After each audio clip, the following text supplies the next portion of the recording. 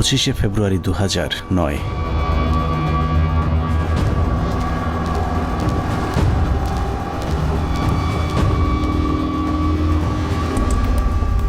মহাজোট সরকার ক্ষমতায় আসার মাস দেড়েকের মাথায় বর্বরতম এক হত্যাকাণ্ডের মাধ্যমে ভেঙে দেয়া হয় সীমান্তে উঁচু করে যারা শত্রুর সামনে প্রাচীর হয়ে থাকত তাদের মেরুদণ্ড। বিডিআর সেনাবাহিনীর সমন্বয়ে গঠিত সুশৃঙ্খল একটি বাহিনীর মগজে বিষ বাষ্প ঢুকে উস্কে দেওয়া হয় হিংসা আর প্রতিশোধের আগুন। সেই আগুনেই পুড়েছে বিশ্বাস, আস্থা আর ভালোবাসায় তৈরি করা সাজানো গোছানো এক সুখের ঘর।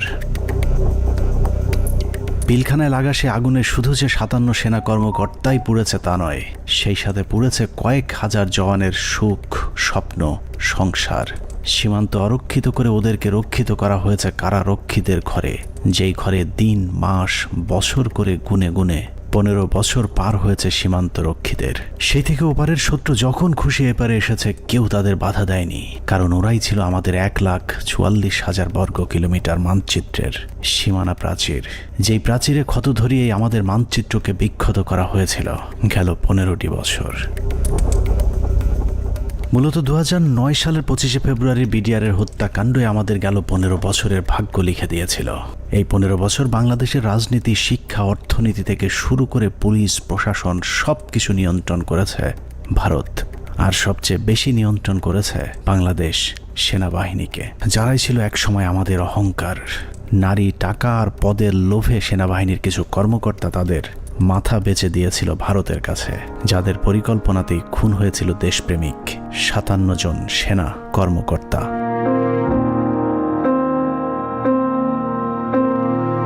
25শে ফেব্রুয়ারি পিলখানায় আসলে কি ঘটেছিল, কেন ঘটেছিল, সেই ঘটনার পরে কি ঘটেছিল, কিংবা এখন আসলে কি ঘটছে তা নিয়ে আমাদেরকে যতটুকু জানানো হয়েছে তার চেয়েও অনেক বেশি আমাদের থেকে গোপন করে রাখা হয়েছে। ঘটনার শুরু থেকে শেষ পর্যন্ত আমরা যতটুকু জেনেছি তার পুরোটাই পিলখানার মূল ঘটনার বিকৃত এক রূপ, যেখানে সত্যের কোনো বালাই নেই। হাসিনা সবকিছু জানতো। এই বিডিআর এর ঘটনা হাসিনা আসার 1 মাস পরেই কেন ঘটলো, হাসিনা এবং মঈনুদ্দিন এটা জানতো। কাজেই হাসিনাকে একদিন জবাব দিতেই হবে এটা। পিলখানা হত্যাকাণ্ডকে আমরা যদি একটি মুদ্রা হিসাবে ধরি তাহলে এতদিন আমরা সেই মুদ্রার এক পিঠ দেখেছি, যার আরেক পার্শ্ব আরো ভয়ঙ্কর, আরো নৃশংস, আরো বর্বর, অমানবিক। আমরা শুধু 57 সেনা কর্মকর্তার গল্প শুনেছি, কিন্তু তার চেয়েও কয়েক গুণ মানুষকে হত্যা করা হয়েছে, যেই খবর বিডিআরের পরিবারের বাইরে আর কাউকে জানতে দেয়া হয়নি। পিলখানা হত্যাকাণ্ডের মামলায় রাজসাক্ষী না হওয়ার জন্য বীর মুক্তিযোদ্ধা ডিএডি আব্দুর রহিম সাহেবকে জেলখানায় নিয়ে নির্মমভাবে ইনজেকশন পোস্ট করে তাকে শহীদ করা হয়। আনুমানিক 28 তারিখ সন্ধ্যার দিকে ওনার ভাইয়ের মেজর ইনাম সাহেবের নির্দেশে আব্বু পিলখানায় আবার জয়েন করে। সন্ধ্যার সময় জয়েন করার সঙ্গে সঙ্গে কিছু আর্মি সদস্যরা আব্বুকে আলাদা করে লোকচক্ষুর আড়ালে নিয়ে যায়। সন্ধ্যা ঘনিয়ে আসার পরে একটা গাড়িতে করে চোখ বেঁধে হাত বেঁধে ঢাকা ক্যান্টনমেন্টের দিকে নিয়ে যায় এবং ডিজিএফআই সেলে নিয়ে যায়। আব্বু তাদের কথাবার্তাতে বুঝতে পারে যে আব্বু ডিজিএফআই সেলে আছে। ওখানে সম্ভবত একটা 12 নম্বর কোন একটা রুমে আব্বুকে 10 থেকে 12 দিন রাখা হয় এবং অমানবিক নির্যাতন করা হয়। আপনার ইলেকট্রিক শক দেওয়া হয়, লিঙ্গে বাড়ি দেওয়া হয়, অসহনীয় কষ্ট তাদেরকে সহ্য করতে হয়।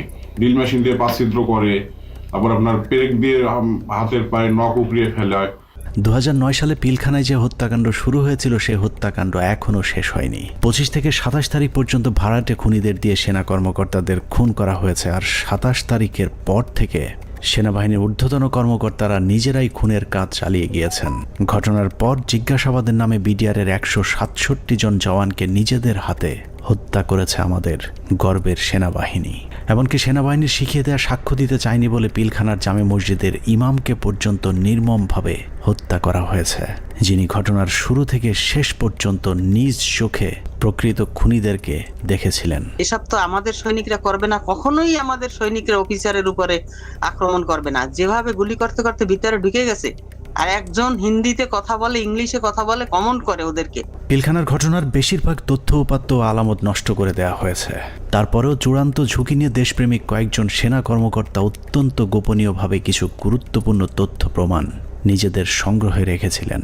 বিডিআর হত্যাকাণ্ডের দিন বেঁচে যাওয়া কিংবা পিলখানার বাইরে থেকে বারবার ভেতরে ঢুকে অফিসারদের জীবন বাঁচানোর চেষ্টা করা, অথবা যারা ঘটনার সুষ্ঠু তদন্তের ব্যবস্থা করতে চেয়েছিলেন, এরকম একদল সেনা কর্মকর্তার সহায়তায় আমাদের আজকের অনুসন্ধানটি করা হয়েছে। দীর্ঘ সময় ধরে চলা আমাদের একান্ত প্রচেষ্টায় ঘটনার মূল রহস্য উদ্ঘাটনের সর্বোচ্চ চেষ্টা করা হয়েছে। তারা রাষ্ট্রের মানুষের সুন্দরভাবে একটা সেবা দেওয়ার জন্য দায়িত্ব নেয় নাই, এবং মাত্র 1.5 মাসের মাথায় বিডিআর মতো একটা হত্যাযজ্ঞ তারা চালিয়েছিল পরিপূর্ণ রাষ্ট্র সহযোগিতায়। কারণ রাষ্ট্রকে পরিপূর্ণ এই সময় থামিয়ে রাখা হয়। এই জায়গা একটা বিশাল একটা কাজ করার জায়গা কমিশনের, যে এই পোস্টিং গুলা কাদের অর্ডারে হয়েছিল, কি ক্রাইটেরিয়াতে ওনাদেরকে তখন এইভাবে পোস্টেড করা হলো, কেন এত কুইক, মানে এই জিনিসটা তো সন্দেহের উদ্রেক করে, তাই না? যে 18 ইঞ্জিনিয়ার্স এর কর্নেল মেহেদী স্যার এত ইম্পর্টেন্ট সব কাজ করছিল, ওদেরকে যখন ক্লোজ অ্যারেস্ট করে রাখা হয় বা আয়নাঘরের থেকে নিয়ে রাখা হয়, মেস বিতে ক্লোজ অ্যারেস্ট করে রাখা হয়, তখন এই রেজানুর খান স্যারের সঙ্গে আমার বাবা দেখা করতে গেছিলেন যে আমার খোঁজ নেওয়ার জন্য। তখন উনি বলেন যে আপনার ছেলে মানে বাংলাদেশের সবচেয়ে বড় সন্ত্রাসী, তার কথা একদম ভুলে যান। পিলখানায় আসার আগের 2 বছর 3 বছর তারা আসলে কি করছিল, কোথায় তাদের পোস্টিং ছিল, তারা কাদের সাথে মেলামেশা করছে। আমাদের অনুসন্ধানে সহায়তাকারী এসব অফিসারদের সকলে বিডিআর হত্যাকাণ্ডের ঘটনায় নির্যাতনের শিকার। কেউ কেউ দীর্ঘ সময় গুমের শিকার, কেউ চাকরিচ্যুত হয়েছেন কিংবা জীবন বাঁচাতে চাকরি এবং দেশ ছাড়তে বাধ্য হয়েছিলেন। ডিজিএফআই কেন আমাদেরকে বাধা দিলেন, ও উল্টা আর আমাদের সাথে রাগ করলেন যে কেন তোমরা পলাতক এদেরকে ধরে নিয়ে আসলে, তাদের তো পালিয়ে যেতে দেওয়া হচ্ছিল অন্ধকার করে, লাইন কেটে যে তাদেরকে পালিয়ে যেতে দেওয়া হচ্ছিল। এই বিষয়টা অবশ্যই ওই সময় সমস্ত পত্রিকায় এসেছিল। আর 3 নাম্বার হচ্ছে যে এই যে এরা যে মানে বললো যে এরা ঠিক জানে না কে তাদের কমান্ড করছে, এই যে জিনিসটা সবার মুখ ঢাকা ছিল। সো কে কাকে কমান্ড করছে এটা তো চেহারা, যেমন আমার সৈনিক কিন্তু সবাইকে চিনে একটা ইউনিটের, আমি সবাইকে চিনি যে আমাকে অমুক স্যার এটা বলেছে। একে তো ওখানে হচ্ছে প্যারেড উপলক্ষে বিভিন্ন ইউনিটের সৈনিকরা এসেছিল, সবার মুখ ছিল বাধা, এই জন্য ওরা জানতো না যে কার কমান্ডে তারা কাজ করছে। সেনাবাহিনীর মধ্যম সারির এসব সেনা কর্মকর্তাদের সংগ্রহে থাকা কিছু গোপন অডিও ভিডিও ছিল আমাদের অনুসন্ধানের মূল পুঁজি। স্পর্শকাতর এসব তথ্য উপাত্ত নিয়ে আমাদের আজকের অনুসন্ধান।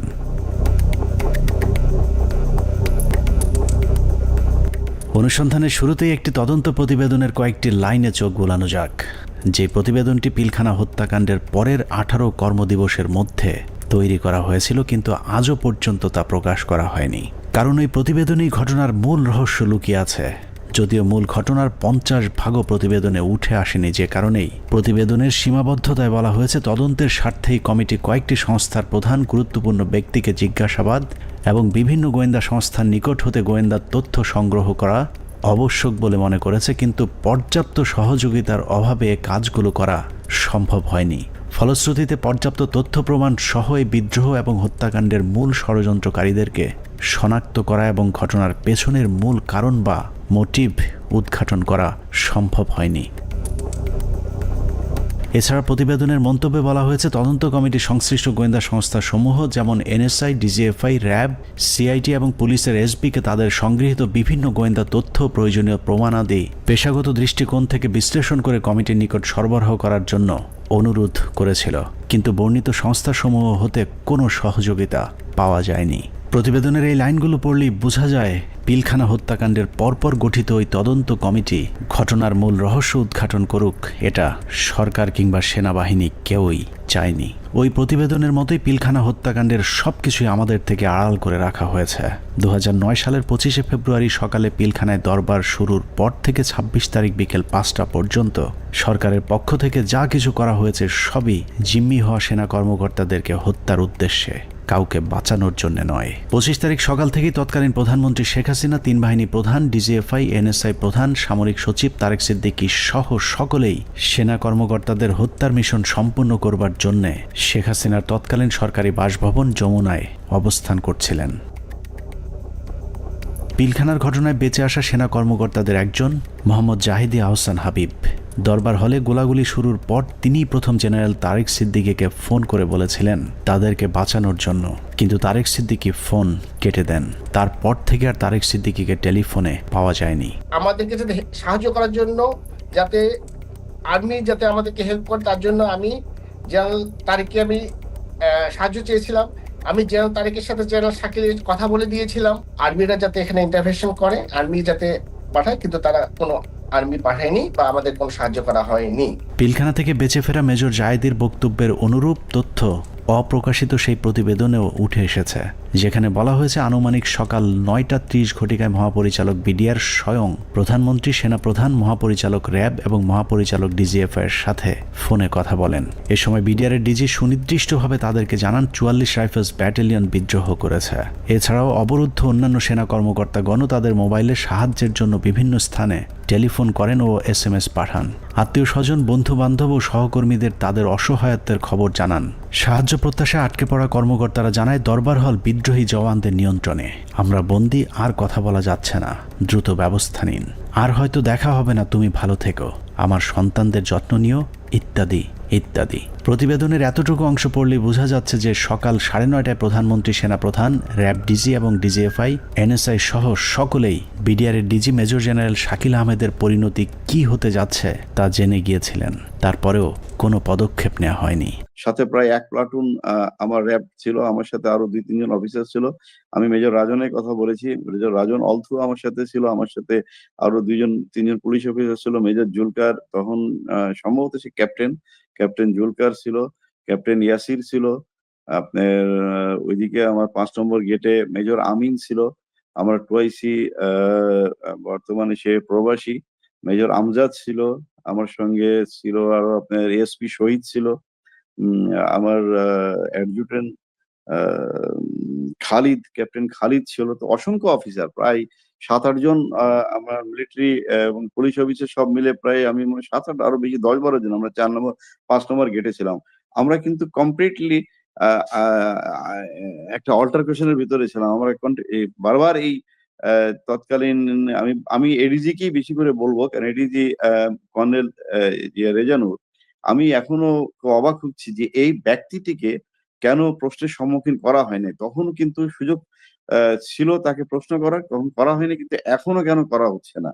এই ব্যক্তিটি কিন্তু আমাদেরকে বারবার বাধা দিয়েছে যে আমরা যেন ভিতরে প্রবেশ না করি। যে যমুনা ভবনের থেকে সে বারবার বলছিল এবং ফের রেফারেন্স দিচ্ছিল প্রাইম মিনিস্টারের, যে উনি বলেছেন একটা আলোচনা হবে, কেউ যেন আমরা এখানে বিডিআর গেটে কোনো ধরনের আক্রমণ না করি এবং ভিতরে ঢোকার চেষ্টা না করি। ততক্ষণে সেনাবাহিনী এবং র্যাবের বেশ কয়েকটি দল পিলখানার বিভিন্ন গেটে অবস্থান নিয়েছিল। ভেতরের পরিস্থিতি ক্রমেই নিয়ন্ত্রণের বাইরে চলে যাচ্ছে সেই খবর তাদের কাছেও পৌঁছেছিল, কিন্তু তাদেরকে পিলখানার ভেতরে অভিযান চালানোর পথে বাধা সৃষ্টি করে রেখেছিল সেই একই জায়গা থেকে। রেজাকে সেখানে কর্নেল রেজানুর খান, র্যাবের এডিজি, সে থামাই দেয় যে কোনোভাবে, সে ঢুকতে পারে নাই। সেটা কিন্তু আমি বলতেছি অ্যারাউন্ড 9 AM আমরা আসবার আগে, যেটা আমাকে রেজা, আমি ওখানে যাওয়ার পরে 10:30টার সময় রেজা আমাকে ব্রিফ করে যে স্যার এই অবস্থা, আপনারা কি ঢুকতে পারবেন? তখন আমি জেনারেল হাকিমকে বলি, উনি বললেন যে না, এখন ঢোকা যাবে না। CGS, chief of general staff, general Moeen তো তখন পতিতা হাসিনার কাছে বঙ্গভবনে বসে অপেক্ষা করতেছে আদেশ শুনবার জন্য, নিজে থেকে কোনো সেনাপ্রধান হিসেবে কোনো অর্ডার দেয় নাই। এখানে একটা জিনিস ক্লিয়ার করি, এই বিডিআর অপারেশনের সময় 3 জন, এটা তো আর্মির অ্যাকশন, এটা কোনো পলিটিক্যাল কোনো কিছু হওয়ার কথা না, 3 জনের কমান্ডের দায়িত্ব ছিল। একটা ছিল সেনাপ্রধান জেনারেল মঈনু আহমেদ, সে যেহেতু হাসিনার সাথে বসে আছে গণভবনে, তখন কিন্তু যমুনায়, গণভবন না যমুনায় বসে আছে। আর তার বর্তমানে chief of general staff major general Sinai Jamali, তার আদেশ দেওয়ার কথা, হ্যাঁ ভিতরে ঢুকো। আর অন দ্য স্পট কমান্ডার একজন।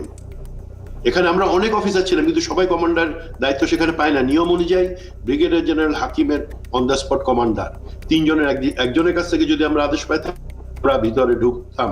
অনুমতি দিচ্ছে করে চলতে থাকে কালক্ষেপণ।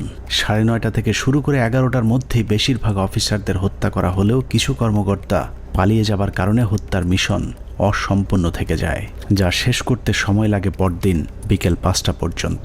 তবে দরবার হলের সামনের হত্যাকাণ্ড শেষে খুনিদের প্রথম দলকে বের করে দেওয়ার ব্যবস্থা করা হয়। 12:30 পিলখানার 3 নম্বর গেটের সামনে বিডিআরের পক্ষ থেকে শতাধিক মানুষের একটি মিছিল বের করা হয়। এসব মিছিল থেকে বিডিআর জওয়ানদের দাবি দেওয়ার প্রতি সমর্থন ব্যক্ত করে জয় বাংলা, জয় বিডিআর, বিডিআর জনতা ভাই ভাই ইত্যাদি স্লোগান দেওয়া হয়েছিল। জয় বাংলা মিছিল করা ওই দলটি ভেতরে ঢুকার কিছুক্ষণ পর বেরিয়ে আসে সংখ্যায় দ্বিগুণ হয়ে।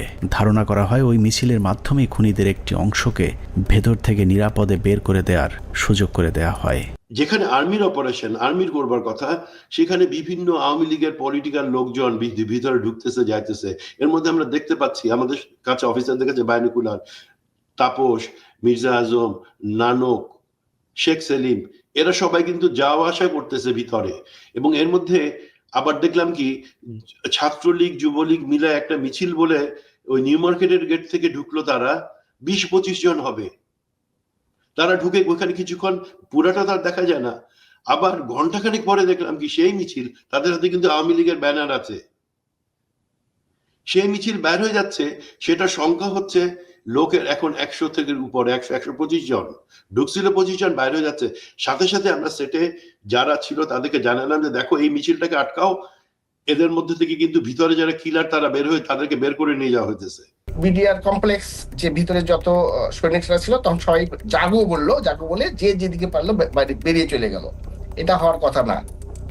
একটা ট্রেন সোলজার একটা এইভাবে পালিয়ে যেতে পারে না, যখন যতই গুলি হোক, কেননা তার কাছে কোনো অর্ডার আসেনি।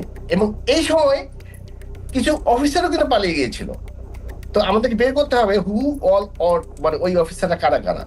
এই সময় পালানোর কথা না।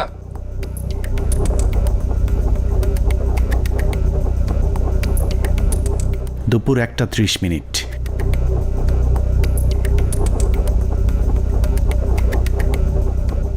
খুনের প্রথম পর্ব শেষ হবার পর শুরু হয় দ্বিতীয় পর্ব। বেলা বাড়ার সাথে সাথে দরবার হলে নৃশংস হত্যাযজ্ঞের খবর ছড়িয়ে পড়ে পুরো পিলখানায়। এতে অধিকাংশ বিডিআর সদস্যরা আতঙ্কিত হয়ে পড়েন। বিডিআর সদস্যরা যেভাবে পেরেছে পালিয়ে যাওয়ার চেষ্টা করতে থাকে, কিন্তু বাকি অফিসারদের খুঁজে বের করে হত্যার জন্য সরকারের আরও কিছুটা সময় প্রয়োজন ছিল, যে কারণে বিডিআর জওয়ানদের চাঙ্গা করতে শুরু হয় সরকারের নতুন ষড়যন্ত্র। নাটকের এই পর্বে মঞ্চে আসে মুন্নি সাহা এবং জয় মামুন, যারাই প্রথম গুজব ছড়িয়ে দেন পিলখানায় অপারেশন ডাল ভাতের টাকা নিয়ে অসন্তোষের কারণেই বিডিআরের ডিজিকে জিম্মি করেছে বিডিআরের জওয়ানেরা। এর পরপরই সেনাবাহিনী নিয়ে নানা ধরনের উস্কানিমূলক তথ্য প্রচার করতে থাকে বিশেষ কয়েকটি গণমাধ্যম। অফিসারদের কি অবস্থা? অফিসার যারা ছিল দরবার হলে যারা ছিল তাদের কি অবস্থা? তারা অনেকে ভেঙে গেছে, অনেকে আমাদের জিম্মিতে আছে, তাদেরকে কিছু করা হয়নি। ওরা খুব ভালোভাবে জানে বিডিআর এর প্রতি কি অন্যায় অবিচার চলে। আপনাদের তো অনেক দিনের এটা ক্ষোভ, আজকে কেন? আজকে কোন পরিপ্রেক্ষিতে এটা করলেন? উনি বোঝেন না, উনি খালি আশা দেয়। এখন আমরা ওনাদেরকে আটক অবস্থায় রাখছি যাতে আমাদের দাবিগুলা মাননীয় প্রধানমন্ত্রী এবং স্বরাষ্ট্রমন্ত্রী আমাদের দাবি মানবেন। দেখছিলেন মুন্নি সাহার সঙ্গে বিশেষ। এ সময় নিজেদের লেখা বিভিন্ন ধরনের লিফলেট বিডিআরের নামে প্রচার করে গুজব ছড়াতে থাকে স্থানীয় আওয়ামী লীগের নেতাকর্মীরা। পিলখানার ভেতরেও ততক্ষণে বিডিআরের মাঝে ছড়িয়ে দেওয়া হয়েছে মিডিয়া এবং জনগণ আমাদের সাথে আছে। অপারেশন ডাল ভাতের টাকা মেরে খাওয়া সেনাবাহিনীর প্রতি এমনিতেই অনেকের ক্ষোভ ছিল, তার উপর সেনাবাহিনী যে কোনো সময় হামলা চালাতে পারে এমন গুজব ছড়িয়ে অস্ত্র হাতে তুলে দেওয়া হয় বিডিআরের সাধারণ জওয়ানদের হাতে। একদিকে আওয়ামী লীগের বিডিআরের পক্ষে মিছিল, অন্যদিকে গণমাধ্যমের উস্কানিতে হত্যাকাণ্ডে অংশ নেয়নি এমন অনেকেও দুপুরের পর বিদ্রোহী হয়ে ওঠে। জিনিসপত্রের দাম কারা বাড়াইছে শুনবেন? অরিজিনাল সেনা কর্মকর্তারা বিডিআর কে দিয়ে দাম বাড়াইছে। আস্তে আস্তে বর্ডার থেকে সমস্ত মাল নিয়ে আসতো, নিয়ে আসা স্ট্রোক করতো বিডিআর এর প্যারেড গ্রাউন্ডে। স্ট্রোক করে সেই মালগুলি দেশবাসী মাধ্যমে অনেক দিন পর সাপ্লাই করতো, যার কারণে অনেক দাম বেড়ে যেত জিনিসগুলির। যত ডাল ভাতের টাকা আছে সব মেরে খেয়ে ফেলেছে। ডাল ভাতের নামে তারা কোটি কোটি টাকা হাতিয়ে নিয়ে গেছে। কোটি টাকা হাতিয়ে নিয়ে গেছে ডাল ভাতের নামে। এরই মধ্যে গণভবনের নতুন ষড়যন্ত্রের অংশ হিসেবে আওয়ামী লীগ নেতা জাহাঙ্গীর কবির নানককে পিলখানার 4 নম্বর গেটে পাঠানো হয়। পিলখানার চারপাশের এলাকা থেকে বাড়িঘর ফেলে মানুষ যখন সরে যাচ্ছিলেন, তখন বীর দর্পে 4 নম্বর গেটের দিকে এগিয়ে যান আওয়ামী লীগের তৎকালীন এলজিআরডি প্রতিমন্ত্রী জাহাঙ্গীর কবির নানক, ফজলে নূর তাপস এবং হুইপ মির্জা আজম। অন্যদিকে প্রস্তুত ছিলেন সাংসদ মাহবুবারা গিনি এবং ওয়ারেসাত হোসেন সহ আওয়ামী লীগের বেশ কয়েকজন নেতাকর্মী। একজন মহিলা এমপি, তো মহিলা এমপিকে কাছে আসার পরে তখন আমি চিনতে পেরেছিলাম। তো আর ওনাদের দুজনকে তো আমি চিনি। তো ওনারা এসে আসে জানানোর পরে ফরজুল কারোর কাছে এসে মহিলারা জিজ্ঞেস করলেন যে আমি কি একটা সাদা পতাকা পেতে পারি। তো স্যার তখন পিছন দিকে ঘুরে তাকালেন, ঘুরে তাকিয়ে সৈনিককে জিজ্ঞেস করলেন যে তোমাদের কারোর কাছে কোনো সাদা পতাকা বা এরকম কোনো কিছু আছে কিনা। তো তৎপরবর্তীতে ওখান থেকে ওরকম সাদা পতাকার কোনো কিছু না পাওয়াতে উনি স্যার বললেন যে আমার কাছে একটা রুমাল আছে, এখানে চলবে কিনা। উনি ওটা দিয়ে দিলেন। বাট ওনারা এই সময় স্যার কিন্তু ওনাদেরকে জিজ্ঞেস করলেন যে আপনারা যে এখান দিয়ে যাবেন তো ওখান থেকে গুলি হচ্ছে, তো তখন ওই মহিলা এমপি গিনি বলেছিলেন যে না আমাদেরকে গুলি করবেন বা গুলি আসবেন আমাদের দিকে, আপনি এটা নিয়ে চিন্তা করবেন। তো এই জিনিসগুলো কিন্তু কিছু সিগনিফিকেন্ট জিনিস, তখন এগুলো অর্থ বুঝি নাই যে ওনারা এইভাবে এত কনফিডেন্ট কি, বাট এগুলো যেমন পরবর্তীতে জীবনে আসার পরে আমি বুঝতে পেরেছি যে আচ্ছা এইটার মানে তাহলে এই জিনিসটা দাঁড়ায়। আওয়ামী লীগের ওই প্রতিনিধি দলকে পেয়ে বিডিআর সদস্যরা মনে করেছিল তারা হয়তো বিডিআরকে বাঁচাতেই এসেছিল, কিন্তু এটাই ছিল বিডিআরের জন্য সবচেয়ে ভয়ঙ্কর ফাঁদ, যেই ফাঁদে পা দেয় পিলখানা হত্যাকাণ্ডের পুরো দায় বিডিআরের উপর চলে আসে। পিলখানা 4 নম্বর গেটে যখন নানক আজমদের নেতৃত্বে আওয়ামী লীগের একটা দল পিলখানার ভেতরে পৌঁছায়, তখন বিডিআরের পোশাক পরা কিছু লোক তাদের সাথে বেশ কিছুক্ষণ কথাবার্তা বলেন। তাদের মধ্যে কি কথা হয়েছে সেটা জানা না গেলেও এর পরপরই বিডিআরের কয়েকজন ব্যক্তিকে সামনে নিয়ে আসা হয় যাদের নাম এর আগে কখনো শোনা যায়নি। তাদের মধ্যে একজন ডিএডি তৌহিদ, যাকে আমরা পিলখানা হত্যাকাণ্ডের কথিত মূল হোতা হিসেবে এতদিন ধরে জেনে এসেছি। নানক আজমদের সাথে বৈঠক করা ওই দলটি ডিএডি তৌহিদ সহ কয়েকজন ডিএডিকে খুঁজতে থাকেন। বিডিআরের পোশাক পরা ওই দলটি ডিএডি তৌহিদের পিলখানার বাসায় গিয়ে তৌহিদের সন্ধান চেয়েছিলেন, কিন্তু বিডিআরের পোশাক পরা থাকলেও ডিএডি তৌহিদ সেনাবাহিনী নাকি বিডিআরের কর্মকর্তা সেটাও তারা জানতেন না। আমার বাসার সামনে নেম প্লেট ছিল তৌহিদ লেখা, জিজ্ঞেস করতেছে যে তৌহিদ উনি কি বিডিআর না আর্মির? আমি বলছি উনি বিডিআর এর র্যাঙ্ক কি? ডিএডি কি আর্মির না বিডিআর এর? মানে ওনারা এটাও চিনে না যে ডিএডি র্যাঙ্ক আর্মি বিডিআর এ হয়, বুঝেন? তাহলে ডিএডি তৌহিদের পরিবারকে ভয়ভীতি দেখিয়ে তার অবস্থান জানা হয়। এরপরই প্রথমবারের মতো দৃশ্যপটে আসেন ডিএডি তৌহিদ, ডিএডি আব্দুর রহিম সহ বেশ কয়েকজন বিডিআরের সৈনিক, যাদেরকে বিডিআর বিদ্রোহের নেতা পরিচয় দিয়ে নিয়ে যাওয়া হয় প্রধানমন্ত্রীর সাথে বৈঠকে। বেলা 3:40 বিডিআরের 14 দলের একটি প্রতিনিধি দল শেখ হাসিনার বাসভবন যমুনায় প্রবেশ করেন। পিলখানা হত্যাকাণ্ড নিয়ে করা গোপন সেই প্রতিবেদনে উল্লেখ করা হয়েছে, বিডিআরের ওই প্রতিনিধি দলটি যমুনায় শেখ হাসিনার সাথে বৈঠকের সময় সেখানে আর কাউকে থাকতে দেওয়া হয়নি। অর্থাৎ পিলখানার ভেতরে সেনা কর্মকর্তাদের ভাগ্যে কি ঘটেছিল সেই খবর একমাত্র শেখ হাসিনাকেই জানানো হয়েছিল। যমুনায় বৈঠক শেষে বিডিআরের প্রতিনিধি দল গেটের বাইরে আসার পর অপেক্ষমান সাংবাদিকদের সাথে কথা বলেন। সেখানে নানান প্রশ্নের জবাব দেওয়ার পর ভেতরে কতজন শহীদ হয়েছেন সেটা নিয়ে জিজ্ঞেস করতেই ডিএডি তৌহিদকে সেখান থেকে সরিয়ে নিয়ে যায় জাহাঙ্গীর কবির নানক। কতজন মারা গেছেন?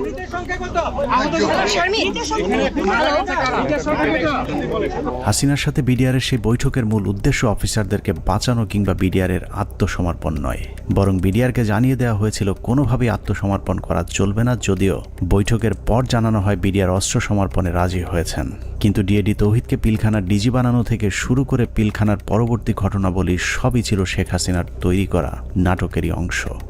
মাননীয় প্রধানমন্ত্রী তাদের আবেদনের পরিপ্রেক্ষিতে, বিডিআর সদস্য ভাইদের আবেদনের পরিপ্রেক্ষিতে আজকের ঘটনার সাধারণ ক্ষমা ঘোষণা করেছেন।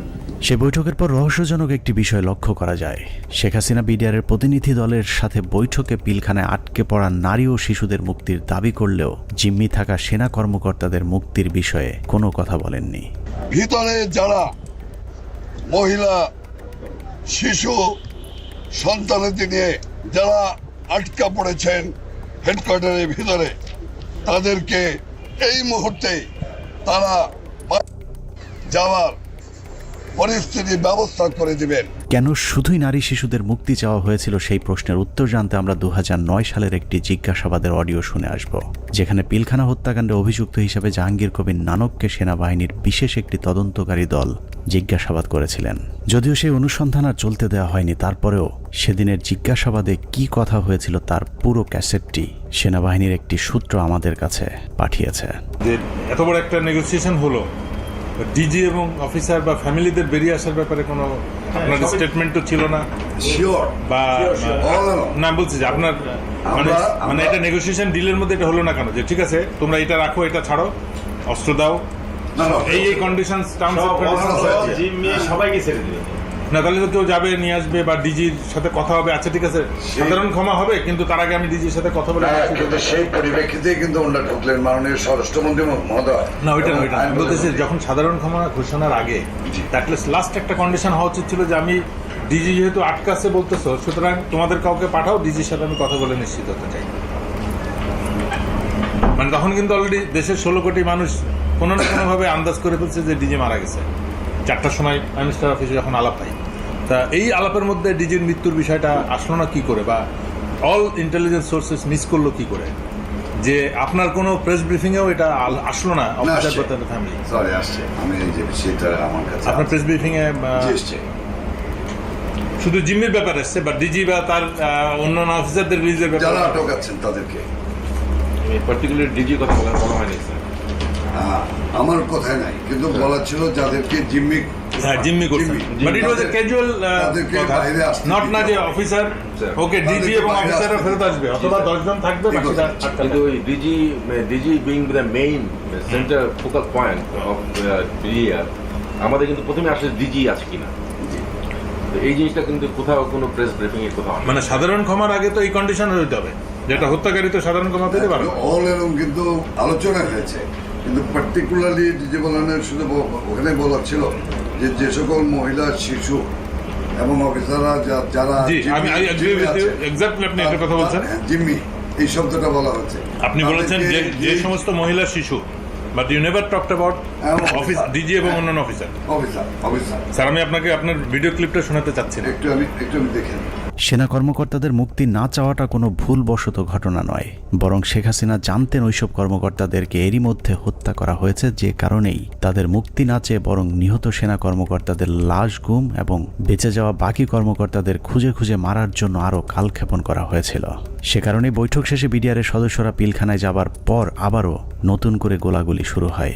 অপ্রকাশিত ওই প্রতিবেদনে বলা হয়েছে, এ সময় বিদ্রোহীরা তাদের অপকর্মের সুবিধার্থে পিলখানার অভ্যন্তরে বিশেষ বিশেষ স্থানে বিদ্যুৎ নিভিয়ে দেয়, কিন্তু সরকারের পক্ষ থেকে ওইসব এলাকায় বিকল্প ব্যবস্থায় আলোকিত করার কোনো ব্যবস্থা করা হয়নি এবং তদন্তকারী দল এ ব্যাপারে কোনো সদুত্তরও দেয়নি। প্রতিবেদনের পরের অংশে অত্যন্ত গুরুত্বপূর্ণ কিছু তথ্য দেওয়া হয়েছে, যেখানে বলা হয়েছে সরকার ঘোষিত সিদ্ধান্ত ও আলোচনার প্রেক্ষিতে পিলখানার ভেতরে আটককৃত অফিসার ও তাদের পরিবারের সদস্যদের বের করে আনার সুযোগ হতে পারে, এ চিন্তায় ডিএমপির 10টি ট্রাক ও 10টি বাস 4 নম্বর গেটের সামনে নিয়ে যাওয়া হয়। সেই 10টি ট্রাক ও 10টি বাসে করে কাদেরকে নেওয়া হয়েছিল সেই প্রশ্নের উত্তর পাওয়া গেলেই অনেক কিছু পরিষ্কার হয়ে যাবে। রাত 8টায় হোটেল আম্বালাইনে শুরু হয় নাটকের আরেক পর্ব। বিডিআর প্রতিনিধি দলের সাথে তৎকালীন স্বরাষ্ট্রমন্ত্রী অ্যাডভোকেট সাহারা খাতুনের আবারও বৈঠক শুরু হয়। এ সময় তার সাথে পুলিশের আইজিপি, র্যাবের ডিজি, গোয়েন্দা সংস্থার কর্মকর্তা ছাড়াও যথারীতি নানক ও আজমও উপস্থিত ছিলেন। এসব আলোচনাগুলোতে আসলে বিডিআরের কোনো সিদ্ধান্ত জানানোর সুযোগ ছিল না।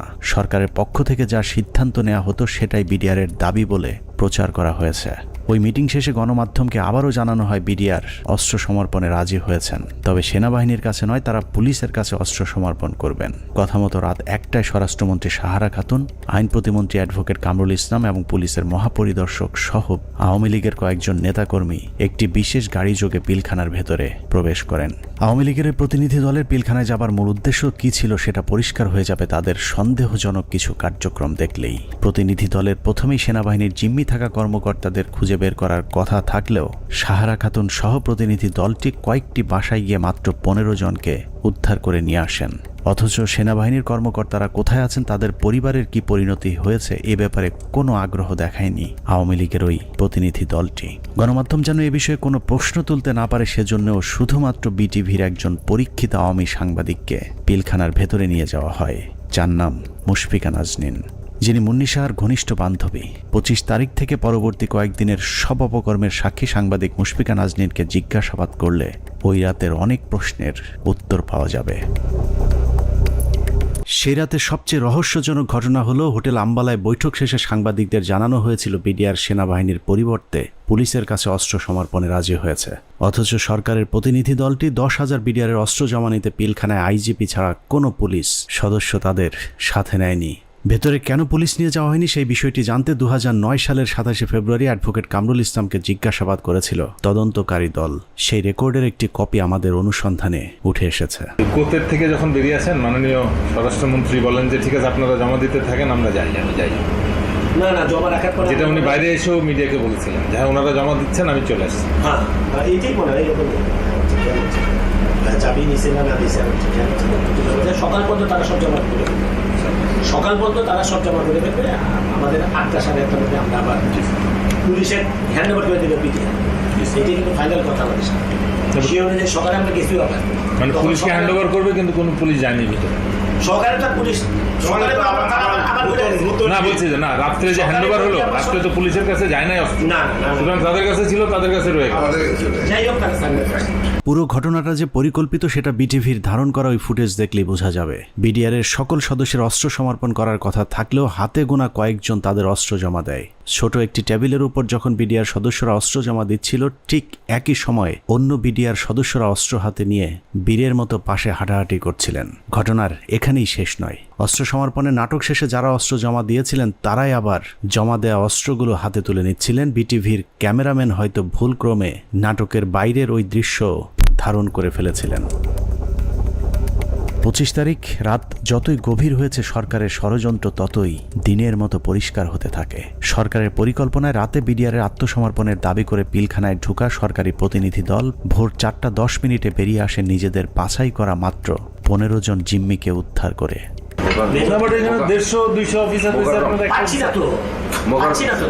তাহলে মানে যে কোনো হোস্টেজ রেস্কিউ, মানে যে কোনো হোস্টেজ রেস্কিউ অপারেশনে প্রথম তো আমার হোস্টেজের কে কে আছে, অফিসার এবং তার পরিবার। কয়জন অফিসারকে আমার সাথে আনলাম, কয়জন প্লাস হোস্টেজের মধ্যে সব থেকে বড় হোস্টেজ যেটা ডিজি এবং তার পরিবার, তাদের কেউই আসলো না। তাদের বেঁচে আছে না মরে গেছে তাও জানলাম না। তাহলে হোস্টেজ অপারেশন কি হবে? ওরা তো আসলে হোস্টেজ রেস্কিউ করতে যান, ইনসিডেন্টালি তখন নিয়ে আসছেন হয়তো। নাটকের পর নাটক শেষে পরদিন সকাল শুরু হয় আরেক নাটকের মধ্য দিয়ে। 26 তারিখ সকাল 9টায় কৃষিমন্ত্রী মতিয়া চৌধুরী, জাহাঙ্গীর কবির নানক, জাতীয় পার্টির চেয়ারম্যান হোসেন মোহাম্মদ এরশাদ, আইন প্রতিমন্ত্রী কামরুল ইসলাম এবং ব্যারিস্টার তাপস আবারও পিলখানার 4 নম্বর গেটে উপস্থিত হন।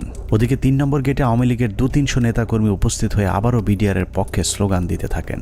এক পর্যায়ে মিছিলটি পিলখানার ভেতরে ঢুকে যায়। তবে ভেতরে যে কজন ঢুকেছিলেন তার চেয়ে কয়েক গুণ বেশি লোকজন নিয়ে পিলখানা থেকে কিছুক্ষণ পরে বেরিয়ে আসে আওয়ামী লীগের ওই মিছিলটি। 27 তারিখ তো 26 তারিখে একটা মাইক্রোবাসে করে বাইরের যে লোকেরা ভেতরে ঢুকেছিল তারা বের হয়ে যায়। 26 তারিখ দুপুর 2:30 12 সদস্যের মহাজোট মধ্যস্থকারী কমিটি গঠন করা হয়। আওয়ামী লীগ নেতা আব্দুল জলিলের নেতৃত্বে এই কমিটি আবারও হোটেল আম্বালাইনে বিডিআরের সাথে লোক দেখানো বৈঠক করেন। বৈঠক শেষে স্বরাষ্ট্রমন্ত্রী সাহারা খাতুন, জাহাঙ্গীর কবির নানক এবং মির্জা আজম আবারও 4 নম্বর গেট দিয়ে পিলখানায় প্রবেশ করেন। বিকেল 5টায় শেষবারের মতো আবারও ঘোষণা দেওয়া হয় বিডিআর অস্ত্র সমর্পণ করবে। মজার বিষয় হলো বিডিআর এবার আর পুলিশ কিংবা সেনাবাহিনীর কাছে অস্ত্র জমা দেওয়ার কোনো শর্ত দেয়নি। তবে শর্ত না থাকলেও পুলিশের মাধ্যমে পিলখানার নিয়ন্ত্রণ নেয় সরকার। এর পরপরই শেখ হাসিনা জাতির উদ্দেশ্যে ভাষণে বলেন, পরিস্থিতি এখন সম্পূর্ণ সরকারের নিয়ন্ত্রণে। নানা ধরনের গুজব ছড়িয়ে পরিস্থিতিকে ঘোলাটে করার চেষ্টাও মহল বিশেষ করছে, সে বিষয়েও সকলকে সজাগ থাকার আমি অনুরোধ জানাই। 27 তারিখ বাংলাদেশের মানুষের ঘুম ভেঙেছে ইতিহাসের নারকীয় এক হত্যাকাণ্ডের সাক্ষী হয়ে। শোকে বিহ্বল জাতির মেধাবী 57 কর্মকর্তার ক্ষত বিক্ষত এক একটি মরদেহ যেন গোটা জাতিকে দুমড়ে মুচড়ে শোকে স্তব্ধ করে দিয়েছিল।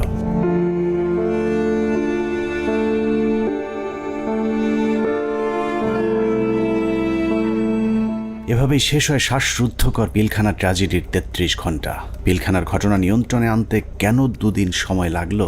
একজন অফিসারকেও জীবিত উদ্ধার না করলে সরকার এই 2 দিনে আসলে কি পদক্ষেপ নিয়েছিল সেটা জানতে আমরা পিলখানা হত্যাকাণ্ডের শেষ 1 ঘন্টার একটি ঘটনা দেখে আসব।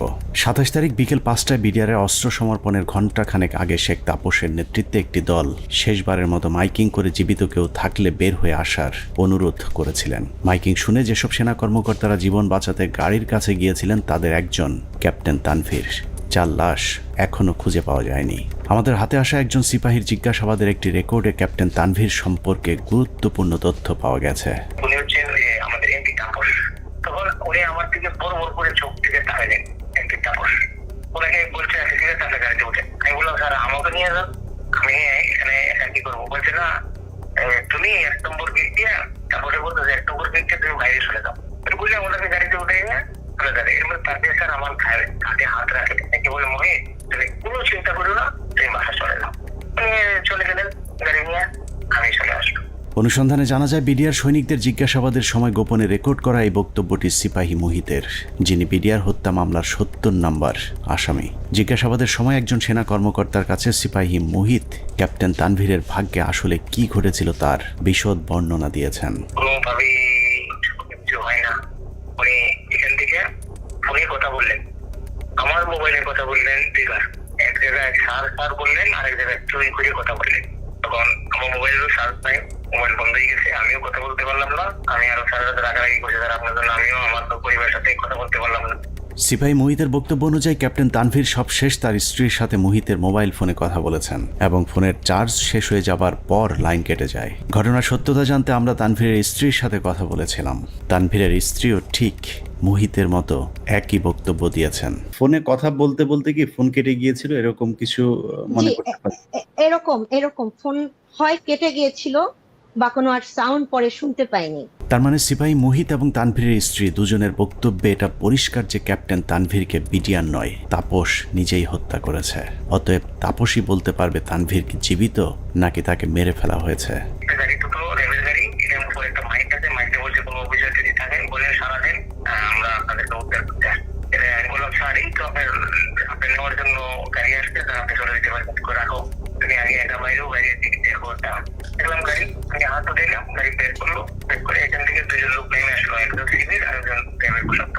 আমাকে বললো যে কি করছে, এখানে একজন অফিসার আসে, এখানে আসলো, আসা করে জিজ্ঞেস করলো যে আপনি কে?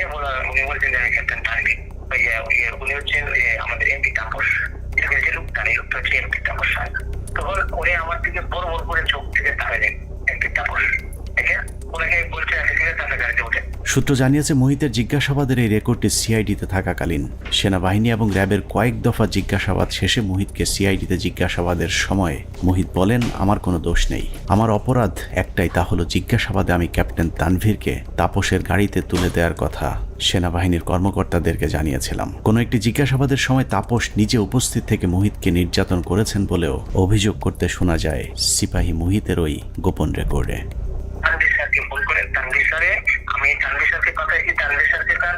গাড়িতে উঠে দিচ্ছি, উনি যা বলতো তাই। উনি যদি আমি বলে যে আমি ওনাকে পাঠাই না, তাহলে আমার মারি যান। এই বলছি তাপসের কথা, আমাকে এমন টিকাই দিল, দিয়ে আমাকে নিয়ে আবার সেলের ভিতরে রাখলো। রাখার পরে আবার লোক আসলো, তাপস আসছে, তাপস থেকে নিয়ে আসে তারা। এনে বলে স্যার ওই সামার কথা সবাই আপনার বলে আপনাকে নাকি আপনি নিয়ে আসতে নিয়ে আসে। সে এমন জোরে থাপ্পড় মারলো আমাকে একটা, আমি একটা বাড়িতে বলে গেলাম। উঠাই বলছে তুই এই কথা আর কখনো যাতে তোর মুখ দিয়া না আসে। পিলখানা ট্র্যাজেডির ৩৩ ঘন্টা মূলত সেনাবাহিনীর যেসব অফিসার বেঁচে ছিলেন তাদেরকে খুঁজে খুঁজে মারার জন্যই কালক্ষেপণ করা হয়েছিল, যে অভিযানের শেষ হয় তানভীরকে গুম অথবা খুন করার মধ্য দিয়ে। বিএম এর ক্যারেট দিয়ে দিতে পারতো, ৫ জন করে প্রত্যেক বছর এখানে দেওয়া যায়, সেটা যদি না দিতে পারতো তাহলে মেজর অফিসার তাদের দিতে পারতো। কিন্তু এরা তো জানে যে আমার অফিসার না, সে জানে যে এটা আর্মির অফিসার। আর্মি থেকে পার্মানেন্ট যদি চলে আসতো তাহলে সে জানতো এটা আমার অফিসার, কোন অবস্থায় মারতো না, মারতে গেলে নিজেদের মধ্যে যুদ্ধ লেগে যেত। পিলখানা ট্র্যাজেডি বলতে আমরা শুধুই ২৫ থেকে ২৭ ফেব্রুয়ারির হত্যাকাণ্ডকেই জানি, কিন্তু পিলখানার মূল ট্র্যাজেডির শুরু হয়েছিল বিডিআর অস্ত্র সমর্পণের পর। সিপাহী মুহিতের মতো যারাই মূল ঘটনা তুলে ধরতে চেয়েছিলেন তাদেরকেই ঠান্ডা মাথায় হত্যা করা হয়েছে। ২০০৯ সালের মার্চের ৩ তারিখ বিডিআরেরা কাজে যোগ দেওয়ার পর থেকে জিজ্ঞাসাবাদের নামে সেনাবাহিনী মোট ১০৮ জন বিডিআর জওয়ানকে হত্যা করেছে। এদের মধ্যে কয়েকজন ঘটনার পরিকল্পনার সাথে জড়িত, বাকিরা গুরুত্বপূর্ণ সাক্ষী। নিরীহ এসব বিডিআর সদস্যদের মৃত্যুর কারণ, পোস্টমর্টেম রিপোর্ট কিংবা হত্যাকাণ্ডের তদন্ত কোনো কিছুতেই বিডিআর পরিবারকে হস্তক্ষেপ করতে দেওয়া হয়নি। এমনকি গণমাধ্যমে কথা বলা নিয়েও দেয়া হয়েছিল কঠোর নিষেধাজ্ঞা। পিলখানা হত্যাকাণ্ডের পর জিজ্ঞাসাবাদে যারাই সত্য ঘটনা তুলে ধরতে চেয়েছে তাকেই হত্যা করা হয়েছে, কারণ পিলখানা হত্যাকাণ্ডের পরিকল্পনার সাথে সেনাবাহিনী এবং আওয়ামী লীগের কোন কোন ব্যক্তি জড়িত ছিল তা একমাত্র বিডিআর সদস্যরাই জানত। যে কারণে বিডিআরের গুরুত্বপূর্ণ সাক্ষীদেরকে জিজ্ঞাসাবাদের নামে নির্মমভাবে হত্যা করা হয়। আমি কেন 16 বছর জেল খাটলাম, এই জেল খাটার যে কারণ, এই কারণ আজ পর্যন্ত আমি আবিষ্কার করতে পারি নাই। আমার কাছে অত্যন্ত আশ্চর্যের কোয়েশ্চেন ছিল যে একটা নিরপরাধ মানুষকে কিভাবে 16টা বছর একটা দেশের বিচার বিভাগ আটকিয়ে রাখতে পারে। পিলখানার ভিতরে হত্যাকাণ্ডের সময় ভাই একটা পরিষ্কার একটা ছাই রঙের একটা পিকআপ ছিল, আমার সেলিম যেটা বলে, স্যার আমাদের মারার কোনো পরিকল্পনা ছিল না, দেখেন আমিও ইনজুর্ড, মানে রিকোয়েস্টেড গুলি তার হাতে লেগেছিল, আমাকে দেখাইছে, আমি দেখছি, তার কাছে কাগজও ছিল। তো আমি বললাম যে তুমি তো সবার কাম 1 by 1 বললাম, তো ঘটনা এটা কেন? তো স্যার আমরা তো এর মধ্যে ছিলাম না, আমার কথা ছিল আমাদের পরিকল্পনা একরকম ছিল, এখানে এটা ছিল না, কিন্তু বাইরে থেকে একটা পিক আপ আসে, এই পিক আপ থেকে গুলি করে। তো সেখানে তো স্যার আমাকেও চিনে না, ওই সারদের এক লাইনে ছিল, তো গুলিটা সারদের গায়ে লাগে, ওই গুলির একটা অংশ আমার গায়ে লাগে। এবং এইটা করে সম্পূর্ণ বহিরাগত, আমি বিশ্বাস করি এটা ভারত থেকে আসা, যাদেরকে পরে সুন্দর করে পার করে দেওয়া হয়, একটা অংশ চলে যায় গাড়িতে করে আসাদুজ্জামান নূর এলাকার ওই এলাকা দিয়ে, আরেকটা অংশ যায় বিমানে। এই অংশটাকে ফলো করে ডিজিএফআই, তাদেরকে ঢুকতে দেওয়া হয়নি এয়ারপোর্টে, এবং সেটা বের হয়ে যায় অ্যাম্বুলেন্সের মাধ্যমে, আঞ্জুমান মফিজের এই অ্যাম্বুলেন্সের মাধ্যমে চলে যায়। তো এটা সম্পূর্ণ বহিরাগত পরিকল্পনা, সহযোগিতা করে আমাদের কিছু সেনাবাহিনী অফিসার, ভিতরে ছিল কর্নেল শামস তার ব্যাটালিয়নের সদস্য, আর বাইরে তো বললাম রেজানুর কাজ করে নাই। আর আমাদের শেখ হাসিনা যদি থাকে জড়িত, কি কি কাজ করবে, কাজ করতে পারে নাই। তবে আমি মনে করি দায়িত্ব পালনের অনীহা, এই কারণে সবাইকে আইনের আওতায় নিয়ে আসা উচিত। আমাদের দুর্ভাগ্য, মইনুল আমাদের সেনাপ্রধান ছিলেন, এটা আমাদের লজ্জা। পরবর্তীতে সেনাপ্রধান থাকেন জেনারেল মুবিন, ইনিও এই অনাচার করে গেছেন। হত্যাকাণ্ডের সবচেয়ে গুরুত্বপূর্ণ সাক্ষী ছিলেন পিলখানা জামে মসজিদের পেশ ইমাম মাওলানা মোহাম্মদ সিদ্দিকুর রহমান। দরবার হলে সেদিন কি ঘটেছিল তার সবচেয়ে কাছ থেকে তিনিই দেখেছিলেন। সে ছিল মেন সাক্ষী। আমাকে বলছে যে আমরা 3 জন মেন সাক্ষী, এখন 3 জন মেন সাক্ষী হান বাঁচায় না মাইরে ফেলায় তো জানি না। আমি বলছি যে তুমি যা যা হয়েছে ওখানে দরবারে যা অফিসাররা বলছে এগুলো বলতে গেলা কেন? বললে কি হবে? সত্যি কথা বলবো না? হাসিনা ইচ্ছে করে মারছে, বলবো না? আমি যদি মরে যাই মরে যাবো, তার অসুবিধা। পিলখানা জামে মসজিদের ইমাম সাহেব শুধু দরবার হল নয়, আরো অনেক কিছু সাক্ষী ছিলেন। ঘটনার কয়েক মাস আগে থেকেই শুক্রবার জুম্মার নামাজের শেষে যেসব গোপন মিটিংগুলো হতো, সেখানে বিডিআরের সৈনিকদের সাথে তাপস, নানক এবং আওয়ামী লীগ নেতা তোরাব আলী সহ অনেককে উপস্থিত থাকতে দেখেছিলেন মসজিদের ইমাম সিদ্দিকুর রহমান। এই ডিসেম্বর মাস থেকে প্রতি শুক্রবার আমাদের মসজিদে আসতো, আইসা নামাজ পড়ে তারপর বলতো কি মুয়াজ্জিন সাহেব, ইমাম সাহেব আপনারা যান, মুয়াজ্জিন সাহেব আপনি পরে এসে একটু মসজিদ আটকাইয়েন, আমরা একটু কথা বলি। কিছু লোক নিয়া উনি মসজিদের মাঝখানে বসে কথা বলতো, 4 পাশে দরজা আটকাইয়া, তাই ওগুলো বাইরে থেকে শোনার কোনো কায়দা নেই, শোনা যাইত না। এরকম প্রতি শুক্রবার করতো।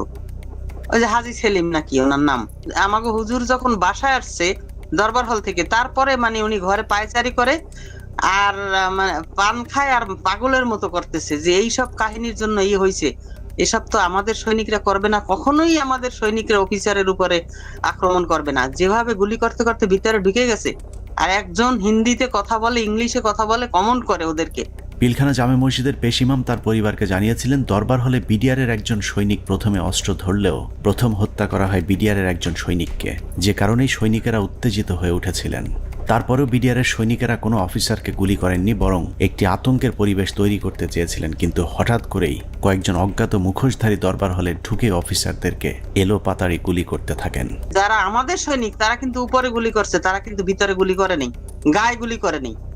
তাদেরকে গুলি করার অর্ডার দিয়েছে একজন, মানে বলতেছে আমাদের বাসার সামনে থেকে যায় এক বাবুর্চি, হাতে একটা লাঠি। তখন আমার ছেলে আবার ওয়ালের উপর থেকে বলতেছে, আঙ্কেল আপনি লাঠি নিয়ে যান কেন?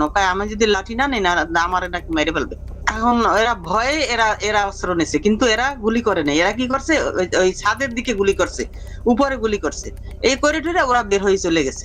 ঘটনার পর জিজ্ঞাসাবাদেও ইমাম সাহেব একই কথা বলেছিলেন, কিন্তু বহিরাগতদের হিন্দিতে কথা বলার বিষয়গুলো বাদ দিয়ে সরকারের লিখে দেওয়া সাক্ষী দেওয়ার জন্য ইমাম সাহেবকে চাপ দেওয়া হয়। কিন্তু ইমাম সাহেব সেই চাপে মিথ্যা সাক্ষী দিতে রাজি হননি, যে কারণে তার উপর শুরু হয় শারীরিক এবং মানসিক নির্যাতন। আমাকে স্টেটমেন্ট ওখানে চেঞ্জ করতে বলছে, আপনার স্টেটমেন্ট সবগুলো ডিলিট করে আমরা নতুন যেটা বলবো সেইটা আপনি দেবেন, সেই বয়ান রেকর্ড করব। এটার জন্য খুব চাপ দিয়েছে। চাপ দেওয়ার পর উনি বলছে যে আমি কোনোদিন এটা পাল্টাবো না, কারণ আমি যা চোখে দেখছি এবং আমি যা যা দেখছি, যা যা ঘটনা ঘটছে, এগুলো আমি বলবোই, এটা ছাড়া আমি মিথ্যা কথা বলতে পারবো না। সেটা আপনারা যা করেন। তখন তারা নিয়ে একটা সৈনিকের মানে লজ্জাস্থানে নাকি কারেন্ট দিয়ে শক দেয়, এইটা দেখাইছে দেখাইছে উনি মানে আমি ওই সময় মানে অজ্ঞান হয়ে যাই, এরকম অবস্থা হয়ে গেছিল আমার। আমি মানুষ এরকম কিভাবে করে। তারপরেও ইমাম সাহেব কোনোভাবেই মিথ্যা বলতে রাজি না হওয়ায় 2009 সালের 12ই মার্চ জিজ্ঞাসাবাদের জন্য ডেকে নিয়ে যাওয়া হয় তাকে। সেদিনই ছিল তার জীবনের শেষ দিন। নিজের পায়ে হেঁটে যাওয়া মানুষটি পরদিন পরিবারের কাছে লাশ হয়ে ফিরে আসেন। বিডিআর এর 3টা থেকে 6টা পর্যন্ত কি চিকিৎসা হয়েছে এবং ঢাকা মেডিকেলেও যে কি চিকিৎসা হয়েছে আমরা তো কোনো চিকিৎসার কিছুই জানি না। এবং পোস্টমর্টম রিপোর্ট কি আসলো, আসল রিপোর্ট, যে সেই রিপোর্টটা আমাদেরকে দিল না। পিলখানা জামে মসজিদের পেশিমা মাওলানা রফিকুল ইসলামের মৃত্যুর কারণ হিসাবে পরিবারকে জানানো হয়েছিল হার্ট অ্যাটাক। ইমাম সাহেবের মতো 3 তারিখের পর থেকে হঠাৎ করেই পিলখানা থেকে ধরে নিয়ে যাওয়া বিডিআর সদস্যদের হার্ট অ্যাটাক এবং আত্মহত্যার সংখ্যা বাড়তে থাকে, যা ছিল মূলত সেনাবাহিনীর বিডিআর সদস্যদেরকে হত্যার একটি কৌশল। আত্মহত্যার নামে সেনাবাহিনীর এরকম এক হত্যাকাণ্ডের শিকার দিনাজপুর সেক্টরের বিডিআরের নায়েক সুবেদার মোজাম্মেল হক। প্রায় 6 ফুট লম্বা একজন মানুষকে হত্যার পর লো হাইটের বাথরুমের সিলিংয়ে ঝুলিয়ে রেখে আত্মহত্যার গল্প সাজানো হয়। মেজর আসাদ স্যার মারা গিয়েছিলেন, লেফটেন্যান্ট কর্নেল কায়সার স্যার ওনার কিলারদেরকে আইডেন্টিফাই করা, তারপরে আমাদের খুব গুরুত্বপূর্ণ একজন ভালো মানুষ সেন্ট্রাল সুবেদার মেজর নুরুল ইসলাম, উনার হত্যাকাণ্ডে খুনে কারা ছিল, তারপরে মেজর সালাম। এ প্রসঙ্গে আরেকটা ইএমই ব্রাঞ্চ, যেটা ইএমই বিডিআর এর অংশ, তো ইএমইর যে ডিএডি কে জিজ্ঞাসাবাদ করা হয়, ওই জিজ্ঞাসাবাদের করে ওই বিকালবেলা ওই ইএমই ডিএডি কে আমরা ব্যারাকে ফেরত দিয়ে আসি। দিয়ে আসার পর কয়েক ঘন্টা পরে মনে হয় সন্ধ্যাবেলা আমরা খবর পেলাম যে আমি সেটে খুব শুনলাম যে ব্যারাকে একজন আত্মহত্যা করছে। পিলখানা হত্যাকাণ্ডের মাস 3 আগে থেকে যেসব মিটিংগুলো হতো, এরকম গোপন 2-1টি মিটিংয়ে উপস্থিত ছিলেন ডিএডি হাবিব। আওয়ামী লীগ নেতা এবং বিডিআরের কিছু সদস্যের গভীর ষড়যন্ত্র বুঝতে পেরে সে মিটিংয়ের গুরুত্বপূর্ণ কিছু আলোচনা গোপনে রেকর্ড করেছিলেন, যে কারণে পিলখানা হত্যা মামলায় ডিএডি হাবিবের গুরুত্বপূর্ণ জবানবন্দি পাওয়া যেত। কিন্তু জিজ্ঞাসাবাদের নামে তাকে 2009 সালে হত্যা করা হয়। তবে মৃত্যুর আগের জিজ্ঞাসাবাদের সময়কার একটি রেকর্ড আমরা আমাদের অনুসন্ধানে সংগ্রহ করেছি। এত নিরীহ লোক মারা যাচ্ছে, তো এই জন্যই আমার ওই লাগছে। আমার কাছে যারা এই কেসের হোতা তাদের আমার কাছে রেকর্ড আছে। কি রেকর্ড আছে? Mobile record. মোবাইল রেকর্ড কোথায়? আমার বাসা আছে। আমার স্ত্রীর কাছে একটা আছে, আর একটা আমার একজন লেখা আছে কয় তারিখ যেন এটা করা আছে।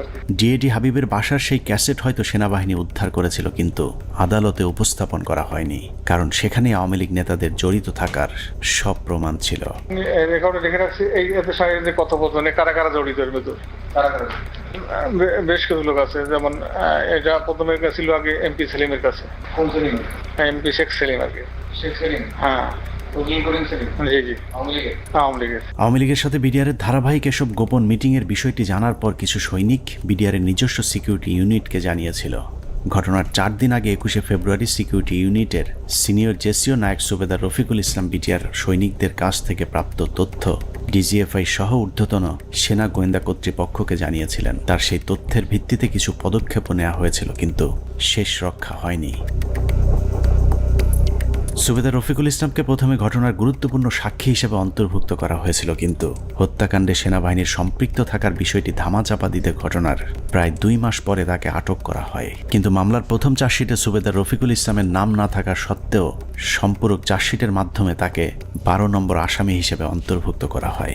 নির্বাচনের উপলক্ষে তোরাবালি, যেটা হাজারীবাগের আওয়ামী লীগের নেতা যে লিটনের বাবা, তার সঙ্গে আমাদের বিডিআর সদস্যরা মিটিং এ করে যে কিভাবে তাপস সাহেবকে নির্বাচনে জয়ী করা যায়। যদি নির্বাচনে জয়ী করে দিতে পারো তোমাদেরকে অনেক সুযোগ সুবিধা দেওয়া হবে। এর উপর বিশেষ করে আমাদের কিছু অসৎ সদস্য তাপসের বাসায় যায় এবং সেখানে তাপস তাদেরকে তার নির্বাচনী কাজকর্ম করার কথা বলে এবং তাদের যে সমস্ত তারা কিছু দাবি দেওয়া পেশ করে, সেই দাবি দেওয়া গুলা পুরা করা হবে বলে তাদেরকে আশ্বাস দেয়। আমি ঘটনা ঘটার 5 দিন পূর্বে 21 ফেব্রুয়ারি কর্তৃপক্ষকে জানাই আমার রিপোর্টের বিশেষ করিয়া পিলখানার সমস্ত ম্যাগাজিনে কোয়ার্টার এই কুতে অফিসার নিয়োগ দেওয়া হয় এবং বাহিরের যে সমস্ত গোয়েন্দারা ডিউটি করে। আমি পৃথিবীর ইতিহাসে নজির নাই যে কোনো ঘটনা ঘটার 5 দিন আগে রিপোর্ট দেয়। সেই রিপোর্ট আমি দিছি যে ঘটনা ঘটবে এবং কারা কারা জড়িত।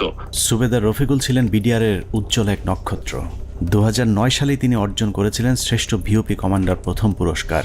এছাড়া অসামান্য এসিআর পুরস্কার ছাড়াও বাহিনীতে তার সুনাম ছিল সর্বজন স্বীকৃত। সীমান্তের অতন্দ্র এই প্রহরীকে মৃত্যুর মুখে ঠেলে দেওয়ার উদ্দেশ্যেই তার বিরুদ্ধে যাবজ্জীবন কারাদণ্ডের রায় দেওয়া হয়েছে।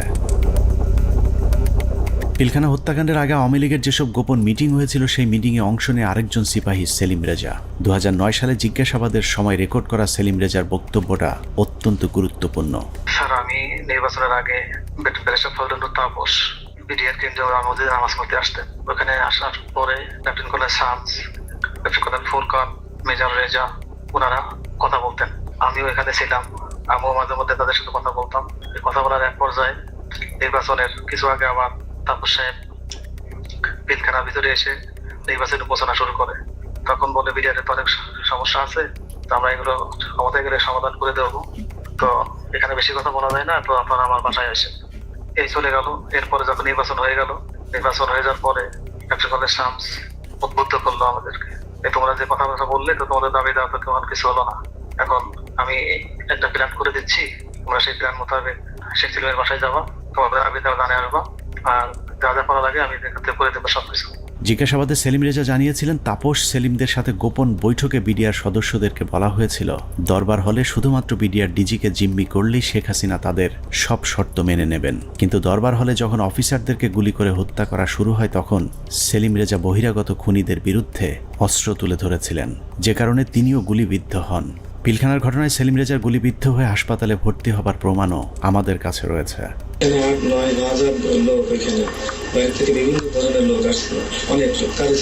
সেলিম রেজা তারপরেও অপরাধী, কারণ তিনি বিডিআরের ডিজিকে জিম্মি করতে চেয়েছিলেন, কিন্তু ফাঁসি হবার মতো অপরাধ সেলিম রেজা করেননি। আওয়ামী লীগ নেতাদেরকে বাঁচাতেই সেলিম রেজার বিরুদ্ধে ফাঁসির রায় দিয়ে তাকে হত্যার পরিকল্পনা করা হয়েছিল। আমি এই পিতা সমতুল্য অফিসারদের জিম্মি করার উদ্দেশ্যে নিচ্ছে, কিন্তু হত্যা করার উদ্দেশ্য ছিল না, কাউকে মারার উদ্দেশ্য ছিল না। তো সেই তখন ওই মুহূর্তে আমি তাদেরকে সেভ করতে পারি, বাঁচাতে পারি। এরপরে এসকালের গাড়ি থেকে যারা ছিল তাদের চুল লম্বা ছিল, ভরসা দেওয়া না, আমাকে দেশের কোনো সহি বলে আমার মনে হচ্ছিল না। দেখে ডিজি সাহেব সহ আমাকে গুলি করে, ডিজি সাহেব জায়গায় সামনে পড়ে যায়, আর আমার হাতে প্রথমে বুকে লাগে আমার গুলিটা বুলেট প্রুফ থাকায় গুলিটা রিকোয়েস্ট হয়ে মুখের সম্মুখ ভাগ উপরে চলে যায়, আর একটু হলে আমার হয়তো গলায় লাগতো, মানে 3টা গুলি আঘাত আমার গায়ে। পিলখানা হত্যাকাণ্ডের মূল পরিকল্পনাকারীদের আড়াল করতেই বাংলাদেশ সেনাবাহিনী যা করেছে তা হিটলারের বর্বরতাকেও ছাড়িয়ে যায়। হিটলার যদিও অন্য দেশের অন্য ধর্মের মানুষকে হত্যা করতে চেয়েছিল, কিন্তু সেনাবাহিনী নিজেদের সহকর্মীদের উপরেও চালিয়েছে মধ্যযুগীয় বর্বরতা। পিলখানা হত্যাকাণ্ডের মূল পরিকল্পনাকারীদের পরিচয় যেই প্রকাশ করতে চেয়েছে তাকেই দুনিয়া থেকে সরিয়ে দেওয়া হয়েছে। এই ক্ষেত্রে বিডিআরের পাশাপাশি সেনাবাহিনীর কর্মকর্তাদেরকেও ন্যূনতম করুণা দেখায়নি সেনাবাহিনী। পিলখানা হত্যাকাণ্ডের অনেক গুরুত্বপূর্ণ ঘটনার সাক্ষী ছিলেন ক্যাপ্টেন শাহনাজ। তিনি প্রথম হত্যাকাণ্ডে ভারতীয় বাহিনীর উপস্থিতি আবিষ্কার করে গণমাধ্যমকে বক্তব্য দিয়েছিলেন।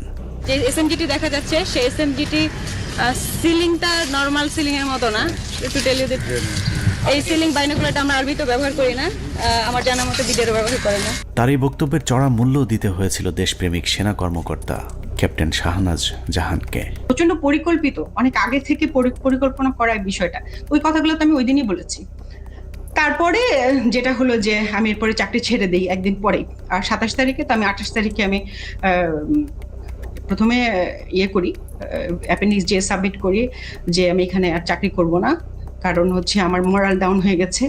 এখানে বাংলাদেশের মতো একটা আর্মির ভেতর, ঢাকার ভেতরে কিভাবে এই ঘটনা ঘটলো, কেউ কোনো প্রশ্নের উত্তর দিচ্ছে না আমি যেখানে। এবং আমাকে যখন থ্রেড দেওয়া হলো আমাদেরই প্রতিষ্ঠান থেকে, তখন আমি বুঝে গেলাম যে আসলে এখানে কি হয়েছে। উপরে যে আমি জিজ্ঞেস করছি, তারপরে আমাকে যখন পরবর্তীতে এমএস করলেন, নিজে কল করলেন, তখন আমি স্যারকে বললাম যে স্যার আমাকে স্যারকে বললাম না, তার আগে যে আমি বলেছিলাম যে জামিউল স্যার ছিলেন আমাদের ইঞ্জিনিয়ার্সের তখন এমএস ব্রাঞ্চে, তখন আমি স্যারকে প্রশ্ন করেছিলাম যে স্যার এই যে পোস্টিংগুলো হলো, আপনি তো নিজেই পোস্টিংগুলোর সাথে যুক্ত ছিলেন, আপনি কি আমাকে বলতে পারেন যে 57 জন অফিসারকে কেন আপনারা গত 3 মাসে একসাথে পোস্টেড করলেন? আপনারা কি জানতেন স্যার এখানে ওনাদেরকে মেরে ফেলা হবে?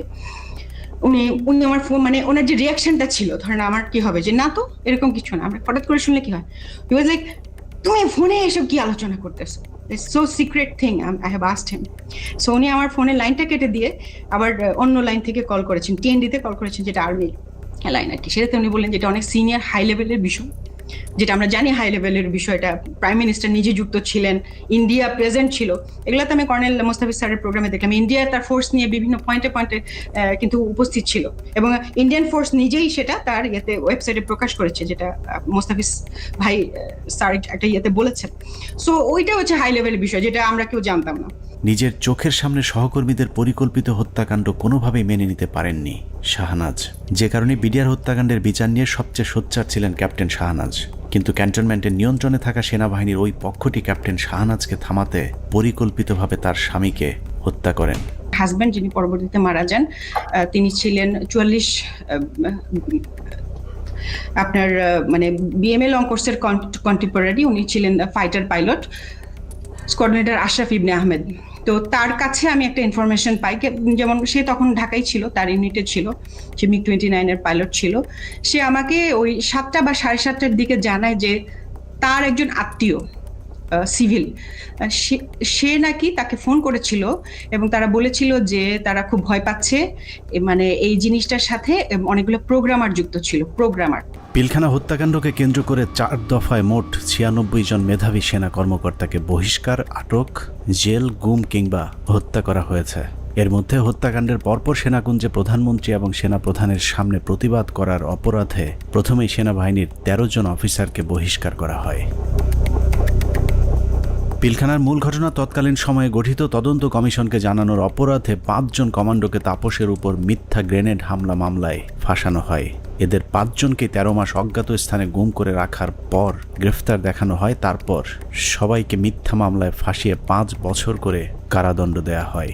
তাপস হত্যা মামলার চেষ্টা, এটা একটা ভুয়া মামলা যেটা মতিঝিল থানায় দায়ের করা হয় এবং এইটাতে যে সমস্ত সিভিলিয়ান যারা অপরাধী আছে তাদেরকে বিচারের আওতায় আনার আগেই একই অপরাধে আর্মির 5 জনকে, ভেরি ইয়াং ট্যালেন্টেড অফিসার যারা খুবই অ্যাক্টিভ ছিল, যারা তারা হয় এই তদন্তের সাথে সম্পৃক্ত অথবা এই বিডিআর হত্যাকাণ্ডের বিরুদ্ধে সোচ্চার ছিল, তাদেরকে প্রথম গুম করা হয়, ব্যাপকভাবে শারীরিক নির্যাতন করা হয় এবং পেপার ওয়ার্ক, সব থেকে দুঃখজনক হচ্ছে কাগজে কোর্ট মার্শাল, মানে তাদেরকে গুম অবস্থায় পেপার সই করে দেখানো হয়। যখন জেলে হস্তান্তর করা হয় তখন তারা জানতে পারে যে তাদেরকে 5 বছর জেলে দেওয়া হয়েছে।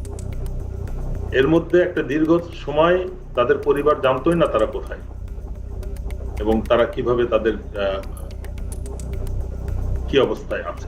আমি একটু 5 জন অফিসারের নাম বলি।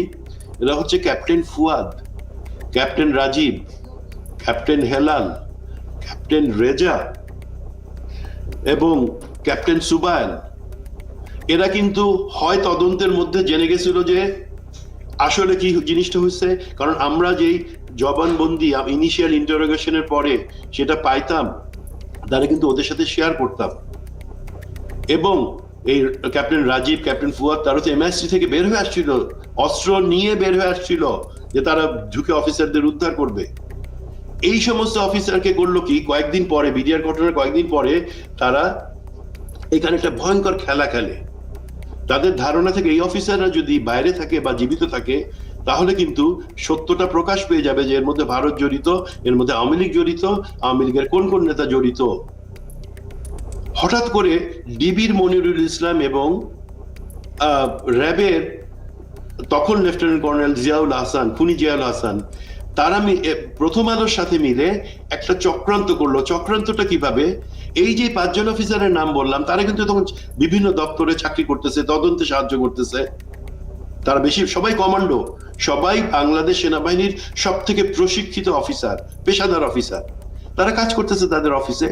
প্রথম আলোর নিউজ আসলো যে তাপসের উপরে যে বোমা হামলা হয়েছে, মনিরুলের উদ্ধৃতি দিয়ে, মনিরুল প্রথম আলোকে দিয়ে এই চালটা চাললো যে যে তাপসের উপরে বোমা হামলা হয়েছে সেটাতে সম্ভবত আরো 7 জন জড়িত আছে যারা সেনাবাহিনীর অফিসার। তার 2 দিন পরে প্রথম আলো আবার একটা নিউজ ছাপলো, আবারও মনিরুলের উদ্ধৃতি দিয়ে, সেই মানে পুলিশের ডিবির মনিরুল, পরে যে সিটিআইটি অর সামথিং সেটার প্রধান ছিল, তার বুদ্ধিতে কি আসলো, এই সমস্ত অফিসারকে সেনা কর্তৃপক্ষ অ্যারেস্ট করছে এবং তাদেরকে জিজ্ঞাসাবাদে তারা স্বীকার করছে যে তাপসীর উপরে তারা গ্রেনেড হামলা চালাইছিল।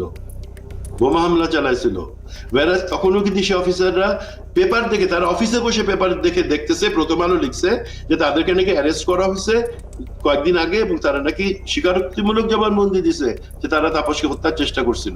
তৃতীয় দফায় 2009 সালের সেপ্টেম্বর মাসে ব্রিগেডিয়ার জেনারেল আজমি সহ 7 জনকে বহিষ্কার করা হয়, যাদেরকে পরবর্তীতে লম্বা সময় গুম রেখে নির্যাতন করা হয়েছে। সবশেষ বিডিআর হত্যাকাণ্ড নিয়ে সরব ছিলেন এরকম অন্য কর্মকর্তাদেরকে চিহ্নিতকরণের কাজ চলতে থাকে। 2011 সালে MI-STর মেজর জিয়া সহ মোট 68 জন সেনা কর্মকর্তাকে মিথ্যা অভ্যুত্থানের অভিযোগ তুলে একসাথে বহিষ্কার করা হয়। এর মধ্যে 4 জনকে ছেড়ে দেওয়া হলেও বাকি 64 জনকে বিভিন্ন মেয়াদে সাজা দেওয়া হয়েছে, যাদের অনেকেই দীর্ঘদিন গুমের শিকার হয়েছিলেন। সবচেয়ে মর্মান্তিক পরিণতি হয়েছিল মেজর জেনারেল রফিক এবং কর্নেল শহীদের, যারা দুজন শেষ মুহূর্ত পর্যন্ত বিডিআর হত্যাকাণ্ডের মূল রহস্য উদ্ঘাটনের চেষ্টা চালিয়ে যাচ্ছিলেন। এই দুজন কর্মকর্তাকে যশোর থেকে জরুরি ভিত্তিতে প্রধানমন্ত্রী PSO-FDর আদেশে ঢাকায় আসতে বলা হয়। হেলিকপ্টারে ঢাকায় আসার পথে সুপরিকল্পিতভাবে দুজনকেই হেলিকপ্টার ক্র্যাশের নাটক সাজিয়ে হত্যা করা হয়। পিলখানা হত্যাকাণ্ডের শেষ শিকার ক্যাপ্টেন তানভীরকে শেখ তাপসের গাড়িতে তুলে দেওয়ার পর তার ভাগ্যে কি ঘটেছে সেটা নিয়েও সেনাবাহিনী কোনো তদন্ত হতে দিতে চায়নি, যে কারণেই অন্য একজনের লাশ ক্যাপ্টেন তানভীর বলে দাফন করা হয়। সেনাবাহিনীর পক্ষ থেকে অপরিচিত একজনের কবরে তানভীরের নাম ফলক বসিয়ে দেওয়া হয়, কিন্তু তানভীরের পরিবার এখনো প্রিয় মানুষের অপেক্ষায়। বললো, এখন যদি তুই বাঁচতে চাস তাহলে তুই একটা লাশ নে। এখানে আমার শ্বশুর শাশুড়ি কোনোভাবেই তো মেনে নিল না, এমনকি ওই প্রোগ্রামে আমার আম্মুকে বলল যে আপনাকে ইয়ে করা হবে, MP করে দেওয়া হবে। আমার আম্মু ওখানে দাঁড়ালোই না। হ্যাঁ, আমার আম্মু চলে আসলো, 2টা ডেড বডি দাফন হলো। তো মেজর গাজ্জালি ভাইয়ের একটা লাশ দাফন হলো, 653 নাম্বার ওনার কবরটা। ওনার শাশুড়িকে হচ্ছে পরবর্তীতে আওয়ামী লীগের MP করা হলো। আমার আম্মু তো ডিনাই করলো, আমার আম্মু এটা মেনে নিল না। আর আমার শ্বশুরকে বলল যে আপনার ফরেন মিনিস্ট্রিতে জব দিবে। আমার দেবরকে ও তো দেশের বাইরে থাকে, বললো যে তাকে আনানো হোক, তাকে হচ্ছে সরাসরি ক্যাপ্টেন হিসাবে ঢুকিয়ে দিবে আর্মিতে। আমাদের আসলে কোনো ফ্যামিলি আমরা কম্প্রোমাইজড কখনোই হইনি। পিলখানা হত্যাকাণ্ডে একজন সামরিক গুরুত্বপূর্ণ সাক্ষীকে হত্যা করা হয়েছিল। তিনি হলেন নাসির উদ্দিন আহমেদ পিন্টু। পিলখানা হত্যাকাণ্ডে বিএনপিকে জড়াতেই আটক করা হয় পুরান ঢাকার জনপ্রিয় এই বিএনপি নেতাকে। এরপর জেলখানায় বিডিআর মামলার আসামিরা তাকে গুরুত্বপূর্ণ তথ্য জানিয়েছিলেন, যে কারণেই পিন্টুকে পরিকল্পিতভাবে হত্যা করা হয়। জেলখানায় যখন এরা এত তথ্য দিত আমাকে, তখন আমি খুব বিব্রত অবস্থায় পড়ি, কারণ আমি তো আসলে কিছুই করতে পারবো না। আমি তাদেরকে বলি, পিন্টু ভাই আছে, তাকে সব বলো। উনি তো প্রায় প্রতি সপ্তাহে উনি কোর্টে যান, কোর্টে গেলে তথ্যটা পাস করতে পারবেন, তোমাদের দায়িত্ব পিন্টু ভাইকে বলা। আমার বিশ্বাস, আমি ধারণ করি পিন্টু ভাই সকল তথ্য জানতেন জেলে থাকে, তো সবাই ওখানে আছে, এই জানার জন্য পিন্টু ভাই মারা গেছেন জেলে। হত্যাকাণ্ডের সব সাক্ষীদের নিশ্চিহ্ন করার এই পরিকল্পনা ছিল অত্যন্ত সুদীর্ঘ, বিস্তৃত। বিডিআর সদস্যদেরকে জিজ্ঞাসাবাদের নামে ধরে নিয়ে যাওয়া সেনা কর্মকর্তা, CIDর কর্মকর্তা আব্দুল কাহার আকন্দ সহ অন্য কর্মকর্তারা, ডেথ সার্টিফিকেট এবং পোস্টমর্টেমের সাথে জড়িত সকলেই ছিল এই পরিকল্পনার অংশ। পিলখানা হত্যাকাণ্ডের সব সাক্ষীদের মুখ বন্ধ করবার পর শুরু হয় বিচার, যে বিচারের নামে বিডিআরের 18,519 জন জওয়ানের সাথে ইতিহাসের নিষ্ঠুরতম নৃশংসতা চালানো হয়েছে। এই মামলায় মূল পরিকল্পনাকারীদের বাঁচিয়ে দিয়ে সাক্ষীদেরকে করা হয়েছে খুন, খুনিদের করা হয়েছে সাক্ষী আর চোখে দেখেনি এমন সাক্ষীদের বর্ণনাতেই হয়েছে ফাঁসির রায়। উদুরপিণ্ডি বুদর ঘাড়ে চাপিয়ে সেনাবাহিনী তাদের অপকর্মের দায় চাপিয়ে দিয়েছে নিরীহ বিডিআরদের উপর। বিচারের নামে বিডিআরের উপর কতটা অবিচার করা হয়েছে তা দেখতে আমরা 2-1 ফাঁসির আসামির বিচারের নমুনা তুলে ধরলেই সবকিছু দিনের মতো পরিষ্কার হয়ে যাবে, যার শুরুটা করব পিলখানা হত্যা মামলার 1 নম্বর আসামিকে দিয়ে। অনুসন্ধানের শুরুতেই ডিএডি সৈয়দ তৌহিদের কথা বলেছিলাম, যিনি পিলখানা হত্যা মামলার 1 নম্বর আসামি। বলা হয়েছে পিলখানা হত্যাকাণ্ডের মূল পরিকল্পনাকারী তিনি। তার ব্যাপারে একটা গল্প সাজানো হয়েছিল। ডিএডি তৌহিদ নাকি ছিলেন জাহাঙ্গীর কবির নানকের বাল্যবন্ধু, তার সাথে মিলেমিশেই ঘটানো হয়েছে পিলখানা হত্যাকাণ্ড। এখন প্রশ্ন হলো, নানকের সাথে মিলেমিশে যদি ডিএডি তৌহিদ হত্যাকাণ্ড ঘটিয়ে থাকেন, তাহলে তৌহিদের যদি ফাঁসি হয়, নানক কিভাবে বেঁচে গিয়েছিলেন? আমার হাজবেন্ড কোনো মন্ত্রী, কোনো MP কারো বাসায় যায় নাই, কোনো মিটিং এ তার নাম নাই, কোথাও সে নাই। প্রধানমন্ত্রীর কাছে সে গেছে, এইখান থেকেই তার শুরু হলো। প্রধানমন্ত্রীর কাছে সে কিভাবে গেল, তাকে কিভাবে নিয়ে যাওয়া হইলো, পরবর্তীতে সে কি করলো, সবকিছুই তো কাগজে কলমে আসছে। তারপরও কেন তাকে 1 নম্বর আসামি বানাইয়ে এত বড় শাস্তি দেওয়া হইলো? ভারতের পরিকল্পনার শেখ হাসিনার পরিচালনায় পিলখানায় যে নাটক মঞ্চস্থ করা হয়েছিল সেই নাটকে 25 তারিখ বিকেলের শুটিংটুকু বাদ দিলে পুরো নাটকে ডিএডি তৌহিদকে আর কোথাও দেখা যায়নি। তৌহিদ যখন প্রধানমন্ত্রীর আদেশে বিডিআরের ডিজি হয়েছিলেন সেই সময়টাতে তৌহিদের পরিবার জিম্মি হয়েছিল পিলখানায় আসা বহিরাগত সন্ত্রাসীদের হাতে। দরজা ভেঙে ফেলে আমার দিকে এবং আমার ছেলে মেয়ের দিকে অস্ত্র তাক করে আবার একইভাবে তারা বাসার ভিতরে আপনার খুঁজতে থাকে আমার হাজবেন্ডকে। পরবর্তীতে আমি আমার হাজবেন্ডকে আমি ফোন দিয়ে বলি যে এইভাবে বিদ্রোহীরা আমার বাসায় আসতেছে, বিডিআরের পোশাক পরা, মুখোশ পরা, আমি তো চিনি না, এরা তোমার ঠিকানা জানতে চায়, না জানাই তাহলে আমাদেরকে মেরে ফেলবে, হুমকি দিতেছে। তারপরেও ধরুন ডিএডি তৌহিদ মূল পরিকল্পনা করেছিল, কিন্তু তার বিরুদ্ধে যে অভিযোগ আনা হয়েছে সেখানেও নাটকের পর নাটক সাজানো হয়েছে। ডিএডি সৈয়দ তৌহিদের ফাঁসি হয়েছে মেজর আসাদ হত্যার হুকুমের আসামি হিসেবে, যার সাক্ষীর উপর ভিত্তি করে ডিএডি তৌহিদের ফাঁসির রায় হয়েছে সেই সিপাহীর নাম আনোয়ার হোসেন। সিপাহী আনোয়ার তার দণ্ডবিধির 164 ধারার জবানবন্দিতে বলেছেন ডিএডি তৌহিদের নির্দেশে মেজর আসাদকে হত্যা করা হয়েছে। সিপাহী আনোয়ার তার জবানবন্দিতে বলেছেন 25 ফেব্রুয়ারি আনুমানিক 9:50 সময় ডিএডি তৌহিদ স্যার এসে উত্তেজিত হয়ে নির্দেশ দেন যে তোমরা সকলে অস্ত্রাগারে গিয়ে অস্ত্র নিয়ে আর্মি অফিসারদের খতম করো। ওই সময় আমাদের অফিসের সামনে মার খেতে থাকা মেজর আসাদ স্যার বলেন আমাকে বাঁচাও, ওরা আমাকে মারছে বলে দৌড়ে দোতলার সিঁড়ির কাছে পড়ে যান। আমি এই দৃশ্য দেখে খুব দ্রুত তার কাছে যাই, তখন তিনি বলেন আমি মেজর আসাদ, ওরা আমাকে মেরে ফেলবে, আমাকে একটু বাঁচাও ভাই, আমাকে উপরে নিয়ে চলো। আমি তখন মেজর আসাদ স্যারকে ধরে উপরে দোতলায় সিও সাহেবের অফিসে নিয়ে যাই। এর কিছুক্ষণ পরে ডিএডি তৌহিদ ওখানে আসেন এবং আসাদ স্যারকে দেখে তাহাদের ফিনিশ বলে রুম থেকে বের হয়ে যায়। সঙ্গে সঙ্গে হাবিলদার বেলায়েত, নায়েক আসাদ, সিপাহী আমিনার মেজর আসাদ স্যারকে গুলি করে হত্যা করে চলে যায়। আমি টেবিলের নিচে লুকিয়ে থাকা অবস্থায় অস্ত্রধারীদের গুলিতে আহত হই।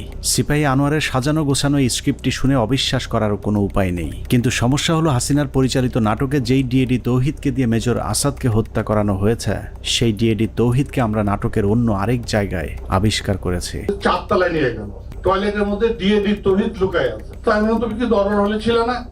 ও বলল না স্যার আমি দরবার হলে ছিলাম না। লেফটেন্যান্ট কর্নেল কামরুজ্জামান বিডিআর হত্যাকাণ্ডে বেঁচে ফেরা আর্মি অফিসারদের মধ্যে একজন, যার চোখের সামনে বিডিআরের ডিজি সহ বেশ কয়েকজন কর্মকর্তাকে গুলি করে হত্যা করা হয়, যেই গুলিতে তিনি নিজেও আহত হয়েছিলেন।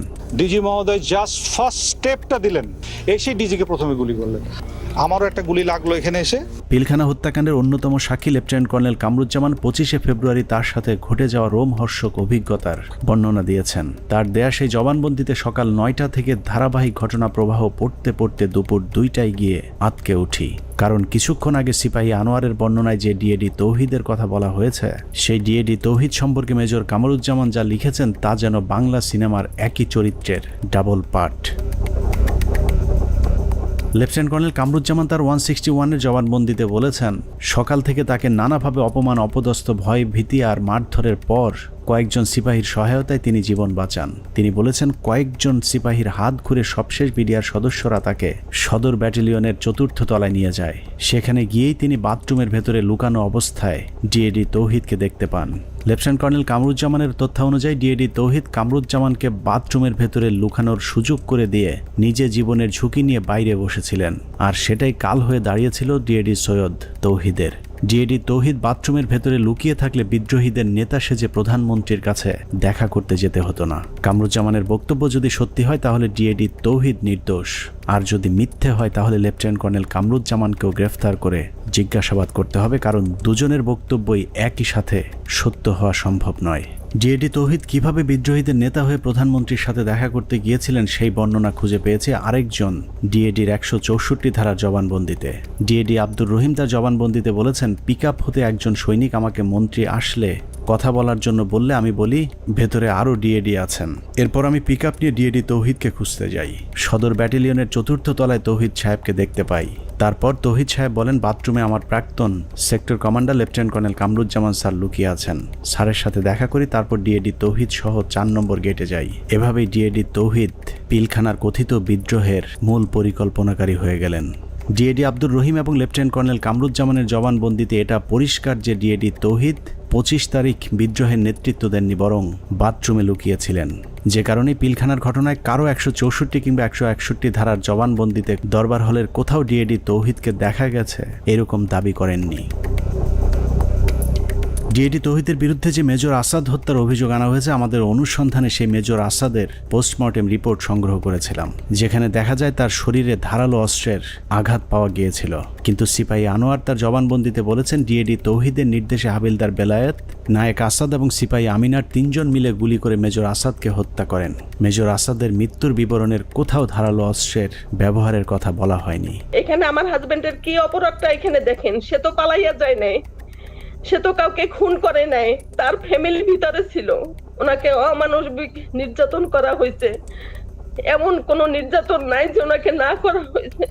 এখন শরীরের প্রতিটা অঙ্গ প্রত্যঙ্গ ড্যামেজ হয়ে যাইতেছে আস্তে আস্তে। শেখ হাসিনার কাছে নিয়ে যাওয়া প্রতিনিধি দলের আরেক সদস্য ডিএডি মোহাম্মদ আব্দুল জলিল শেখ। হসপিটাল ইউনিটের কোয়ার্টার মাস্টারে কর্মরত থাকা ডিএডি জলিল গোলাগুলির শব্দ শুনে হাসপাতালের অন্য সহকর্মীদের সাথে সিগন্যাল মেসের ভেতরে অবস্থান নিয়েছিলেন। সেখান থেকেই বিকেলে প্রধানমন্ত্রীর সাথে সাক্ষাতের জন্য তাকে জোর করে নিয়ে যাওয়া হয়। মুখোশধারী সৈনিক আব্বুকে ধরে গাড়িতে তুলে 4 নম্বর গেটে নিয়ে আসে প্রধানমন্ত্রীর সাথে দাবি দেওয়া নিয়ে আলোচনা করার জন্য। আব্বু সেখানে যেতে না চাইলে আব্বুকে মারধর করা হয় এবং হুমকি দেওয়া হয় যে এখানে তাকে গুলি করে হত্যা করা হবে। 3:30টার দিকে আব্বু আম্মুর ফোনে কল দেন, কল দিয়ে বলেন আব্বুকে যমুনায় নিয়ে যাওয়া হচ্ছে। আমার ছেলে মেয়েগুলোর দায়িত্ব তোমার কাছে দিয়ে গেলাম, আমার ছেলে মেয়েগুলোকে দেখে রেখো। ঘটনার পর থেকে 2 মাস গুম করে রাখার পর ডিএডি জলিলকে গ্রেফতার দেখানো হয়েছিল। এই 2 মাসে জলিলের হাত পায়ের 10 আঙুলের সবগুলো নখ উপড়ে ফেলা অবস্থায় আদালতে তোলা হয়। সেই থেকে 2 পা সোজা করে আর হাঁটার সৌভাগ্য হয়নি ডিএডি আব্দুল জলিল শেখের। র্যাব 1-এ নিয়ে অমানসিক নির্যাতন করা হয়। আব্বুর হাত পায়ের নখ উঠে ফেলা হয়, থেতলে আঙুলগুলো থেতলে ফেলা হয়, পায়ের নখে সুচ ঢুকানো হয়, কারেন্টের শর্ট দেওয়া হয়, পেনিসে। ডিএডি জলিলকে যাদের সাক্ষীর উপর ভিত্তি করে ফাঁসি দেওয়া হয়েছে সেখানে বেশিরভাগ সাক্ষী বলেছে টেলিভিশনে দেখেছি, পত্রিকায় পড়েছি বা অমকের কাছে শুনেছি, কিন্তু কেউ ডিএডি জলিলকে কোথাও কাউকে হত্যা, লুটপাট কিংবা ধর্ষণ করতে দেখেননি। এসব সাক্ষীদের একজন মেজর জায়েদি। তিনি জানিয়েছেন কিভাবে তাকে ডিএডি জলিলের বিরুদ্ধে সাক্ষ্য দেওয়ানো হয়েছে। তাকে আমি উক্ত এলাকায় দেখেছিলাম এবং আমি শনাক্ত করতে পেরেছিলাম, বাট তার নাম জানতাম না। জেনারেল আজিজ, তদানীন্তন Dhaka sector commander colonel Aziz আমাকে জানিয়েছিলেন উক্ত অফিসারের নাম ডিএডি জলিল। তার মুখ ভর্তি দাড়ি ছিল, চাপা দাড়ি।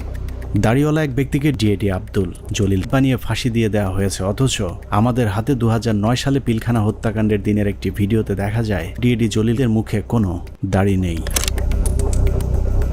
এখন প্রশ্ন আসতে পারে, পিলখানা হত্যাকাণ্ডের সাথে কি তাহলে কোনো বিডিআর সদস্য জড়িত ছিল না?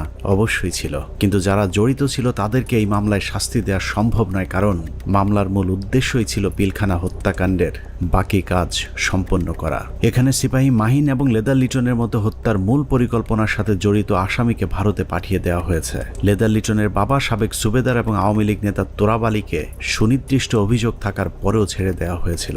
অন্যদিকে যারা শুধুমাত্র বিডিআরের ডিজিকে জিম্মির পরিকল্পনার সাথে জড়িত কিন্তু হত্যাকাণ্ডের পরিকল্পনার কথা জানতেন না, তাদের বেশিরভাগকে জিজ্ঞাসাবাদের নামে হত্যা করা হয়েছে। বাদবাকি যারা আছেন তাদেরকেও ফাঁসির রায় দিয়ে হত্যার পরিকল্পনা ছিল, যেন আওয়ামী লীগের কোন কোন নেতা এই হত্যাকাণ্ডের পরিকল্পনার সাথে জড়িত তাদের নাম কেউ জানতে না পারে। পিলখানা হত্যাকাণ্ড যে বিডিআরকে ধ্বংস করে দেওয়ার জন্যই করা হয়েছিল তার প্রমাণ হাস্যকর এই মামলায় 18,519 জন বিডিআর জওয়ানকে আসামি করা। এদের মধ্যে বেশিরভাগ বিডিআর জওয়ান নির্দোষ প্রমাণিত হলেও কাউকেই চাকরি ফেরত দেওয়া হয়নি। উল্টো যাদেরকে ছেড়ে দেওয়া হয়েছে সবার কাছ থেকে বড় অঙ্কের টাকা নিয়ে তারপর তাদেরকে মুক্তি দেওয়া হয়। অনেক অপরাধীকে টাকার বিনিময়ে সাক্ষী বানানো হয়েছে, আবার অনেক নিরীহ বিডিআর সদস্যকে কোনো কারণ ছাড়াই শাস্তি দেওয়া হয়েছে। 2009 সালের 25 ও 26 তারিখে বিডিআর পিলখানায় ঘটে যায় বিডিআর বিদ্রোহের নারকীয় হত্যাকাণ্ড। এই হত্যাকাণ্ডের সময় সে 9 দিনের ছুটিতে বাড়িতে অবস্থান করে।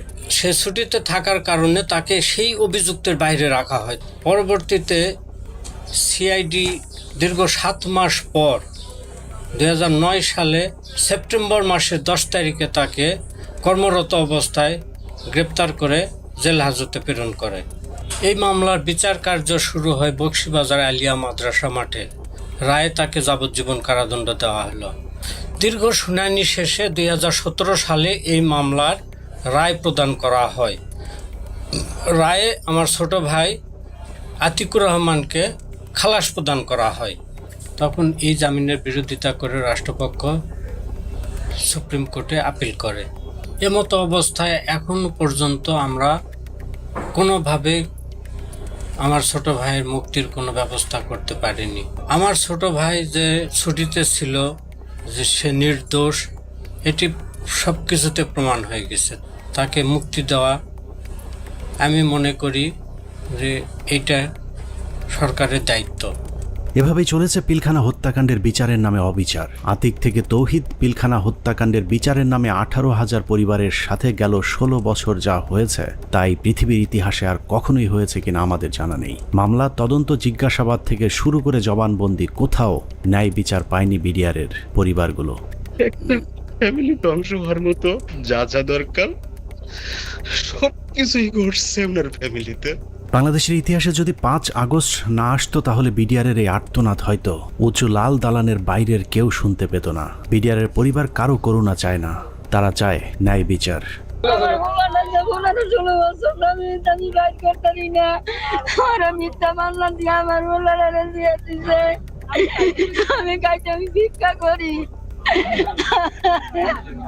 অনেক হয়েছে, আর না। পিলখানা হত্যাকাণ্ড নিয়ে নতুন করে কমিশন তৈরি হয়েছে। আমরা সেই কমিশনের কাছে সুষ্ঠু তদন্ত চাই। আমরা কমিশনের প্রতিদ্বন্দ্বী নই, বরং কমিশনের সুবিধার্থে আমরা পিলখানা হত্যাকাণ্ড নিয়ে গঠিত প্রথম তদন্তের সাথে জড়িত কয়েকজন কর্মকর্তার কিছু পর্যবেক্ষণ দিয়ে অনুসন্ধান শেষ করব। পিলখানা হত্যাকাণ্ডের পরের 2 সপ্তাহ সেনাবাহিনীর একটি অংশ সঠিকভাবে তদন্তের চেষ্টা করেছিল, কিন্তু সেই তদন্ত শেষ হবার আগেই তাদেরকে থামিয়ে দেওয়া হয়। আমি তদন্তকালে যেটা দেখলাম, কিছু বিষয় তদন্তে মনোযোগী হওয়ার কারণে কমিটির অন্যান্যরা আমাকে মোটামুটি একটা হোস্টাইল মেম্বার হিসেবে চিহ্নিত করে এবং অসহযোগিতা শুরু করে এবং আমার কার্যক্রমকে তারা ওপেনলি ডিসক্রেডিট করার চেষ্টা করে। এই পরিস্থিতিতে যখন তারা ব্যর্থ হয় তখন ব্রিগেডিয়ার রফিককে আমাদের তদন্ত কমিটির একজন সদস্য কোনো চাহিদা বা কোনো প্রয়োজন ছাড়াই আমার সিনিয়র তাকে সম্পৃক্ত করে, যেহেতু উনি সিনিয়র, উনি সম্পূর্ণ দায়িত্বটা নিয়ে নেন এবং পরবর্তীতে রিপোর্ট সাবমিট করেন। তদন্তকারী দল একটি বিষয় লক্ষ্য করেন যে পিলখানা হত্যাকাণ্ডে যাদেরকে হত্যা করা হয়েছে তাদের বেশিরভাগকে খুব সম্প্রতি বিডিআরে বদলি করা হয়েছিল। এই বদলির সাথে যারা সম্পৃক্ত ছিল তাদেরকে সন্দেহভাজন মনে করেন তদন্তকারী ওই সেনা কর্মকর্তারা। পিলখানা হত্যাকাণ্ডের বহুল আলোচিত নাম কর্নেল রেজা নূর, যিনি ঘটনার একদিন আগে একরকম জোর করে কর্নেল গুলজারকে র্যাব থেকে বিডিআরে পাঠান। পিলখানায় গন্ডগোলের খবর শুনে ঘটনাস্থলে যাওয়া প্রথম দলটি ছিল র্যাবের এডিজি রেজা নূর র্যাবের ওই দলটিকে পিলখানায় ঢুকতে বাধা দিয়েছিলেন। কর্নেল গুলজার ওই সময়টাতে র্যাবে পোস্টিং থাকলে পরিস্থিতি অন্যরকম হতে পারত। এইখানে মেইন গেটে শামসাররা ছিলেন, র্যাব 2 ছিল, মানে র্যাব 2 প্লাস হচ্ছে মানে শামসার অলরেডি বলেছেন যে মানে আয়ত্তের মধ্যেই ছিল, কিন্তু কোনোভাবেই অর্থাৎ রেজানুর খান স্যারের সঙ্গে উনি আবার মানে আমার আগের সিও ছিলেন, সেই হিসেবে স্যারের সঙ্গে আমারও কথা হয় যে স্যার এই ব্যাপার, তো এটা আমরা করতে পারি, কোনোভাবেই মানে এটা অপারেশন করার কোনো মানে উনি কোনো পারমিশন দেননি। পিলখানা হত্যাকাণ্ডে শহীদদের একটা বড় অংশ ছিলেন যারা ভারতের সাথে ব্রহ্মমারি এবং পাদুয়া যুদ্ধে অংশ নিয়েছিলেন, যে কারণে তদন্তকারীদের সন্দেহ আরও প্রকট হয়। অতএব হঠাৎ করে এতগুলো পোস্টিং কি কারণে কেন হয়েছিল সেটা খতিয়ে দেখতে হবে। তখন আমি স্যারকে প্রশ্ন করেছিলাম যে স্যার এই যে পোস্টিংগুলো হলো, আপনি তো নিজেই পোস্টিংগুলোর সাথে যুক্ত ছিলেন, আপনি কি আমাকে বলতে পারেন যে 57 জন অফিসারকে কেন আপনারা গত 3 মাসে একসাথে পোস্টেড করলেন? আপনারা কি জানতেন স্যার এখানে ওনাদেরকে মেরে ফেলা হবে? উনি আমার ফোন মানে ওনার যে রিয়াকশনটা ছিল, ধরেন আমার কি হবে যে না তো এরকম কিছু না, আমরা হঠাৎ করে শুনলে কি হয়, হি ওয়াজ লাইক তুমি ফোনে এসব কি আলোচনা করতেছো, it's so secret thing, I have asked হিম। পিলখানা হত্যাকাণ্ডের সময় আওয়ামী লীগের ছোট একজন নেতা বড় ভূমিকা পালন করেছিল, যার নাম মির্জা আজম। সেনাবাহিনীর সূত্র মনে করে মির্জা আজমের বোন জামাই শায়েক আব্দুর রহমানকে ফাঁসিতে ঝুলানোর প্রতিশোধ হিসেবেই পিলখানা হত্যাকাণ্ডে যুক্ত হয়েছিলেন মির্জা আজম। উল্লেখ্য, বাংলা ভাই এবং শায়েক আব্দুর রহমানকে জঙ্গি আস্তানা থেকে গ্রেফতারের মূল নায়ক ছিলেন কর্নেল গুলজার। যে কারণে পিলখানা হত্যাকাণ্ডের পর গঠিত তদন্ত কমিটি মির্জা আজমকে বিভিন্ন বিষয় নিয়ে জিজ্ঞাসাবাদও করেছিল। এই অফিসারগুলো সবাই অপারেশনাল ছিল, অপারেশনাল সাউন্ড ছিল, তাদেরকে সেরকম আর্মি ইনস্টিটিউশনগুলোতে না দিয়ে কেন বিজিবিতে দেওয়া হলো? এটা তার মানে তারা জানতো। এখানে সামরিক সচিবকে জিজ্ঞেস করা উচিত যে আপনাকে কে নির্দেশ দিয়েছিল এই পোস্টিং অর্ডারগুলো দেওয়ার জন্য। সো তাদেরকে আসলে আওতায় আনা উচিত। তাপস, মির্জা আজম, র্যাপিড ডিজি, এডিজি, দেন সামরিক সচিব, ডিজিএফআই ডিজি, শেখ হাসিনা, মইনু আহমেদ, এরা প্রত্যেকেই ডাইরেক্টলি সম্পৃক্ত, কোনো সন্দেহ নেই। পিলখানা 3 ও 4 নম্বর গেটে আওয়ামী লীগের যে মিছিলটি হয়েছিল সেই মিছিলের নেতৃত্ব দেওয়া ব্যক্তিকে আটক করেছিল মেজর মনির, কিন্তু গুরুত্বপূর্ণ সেই আসামিকে কর্নেল সালেহ বাঁচিয়ে দেন। উল্টো ওই ব্যক্তিকে আটকের অপরাধে মেজর মনিরকে শাস্তি দেওয়া হয়। অতএব কর্নেল সালেহকে আটক করলেই জানা যাবে কেন তিনি সেই আসামিকে ছাড়িয়ে নিয়েছিলেন। ওই ছেলেটাকে যখন আমি আপনার অ্যারেস্ট করে নিয়ে আসছি, তো প্রতিমধ্যেই আমি একটা কাজ করেছিলাম, ওর তো স্বাভাবিক কারণে আমি তখন কথাবার্তা বলতে থাকি, জিজ্ঞাসাবাদ করতে থাকি।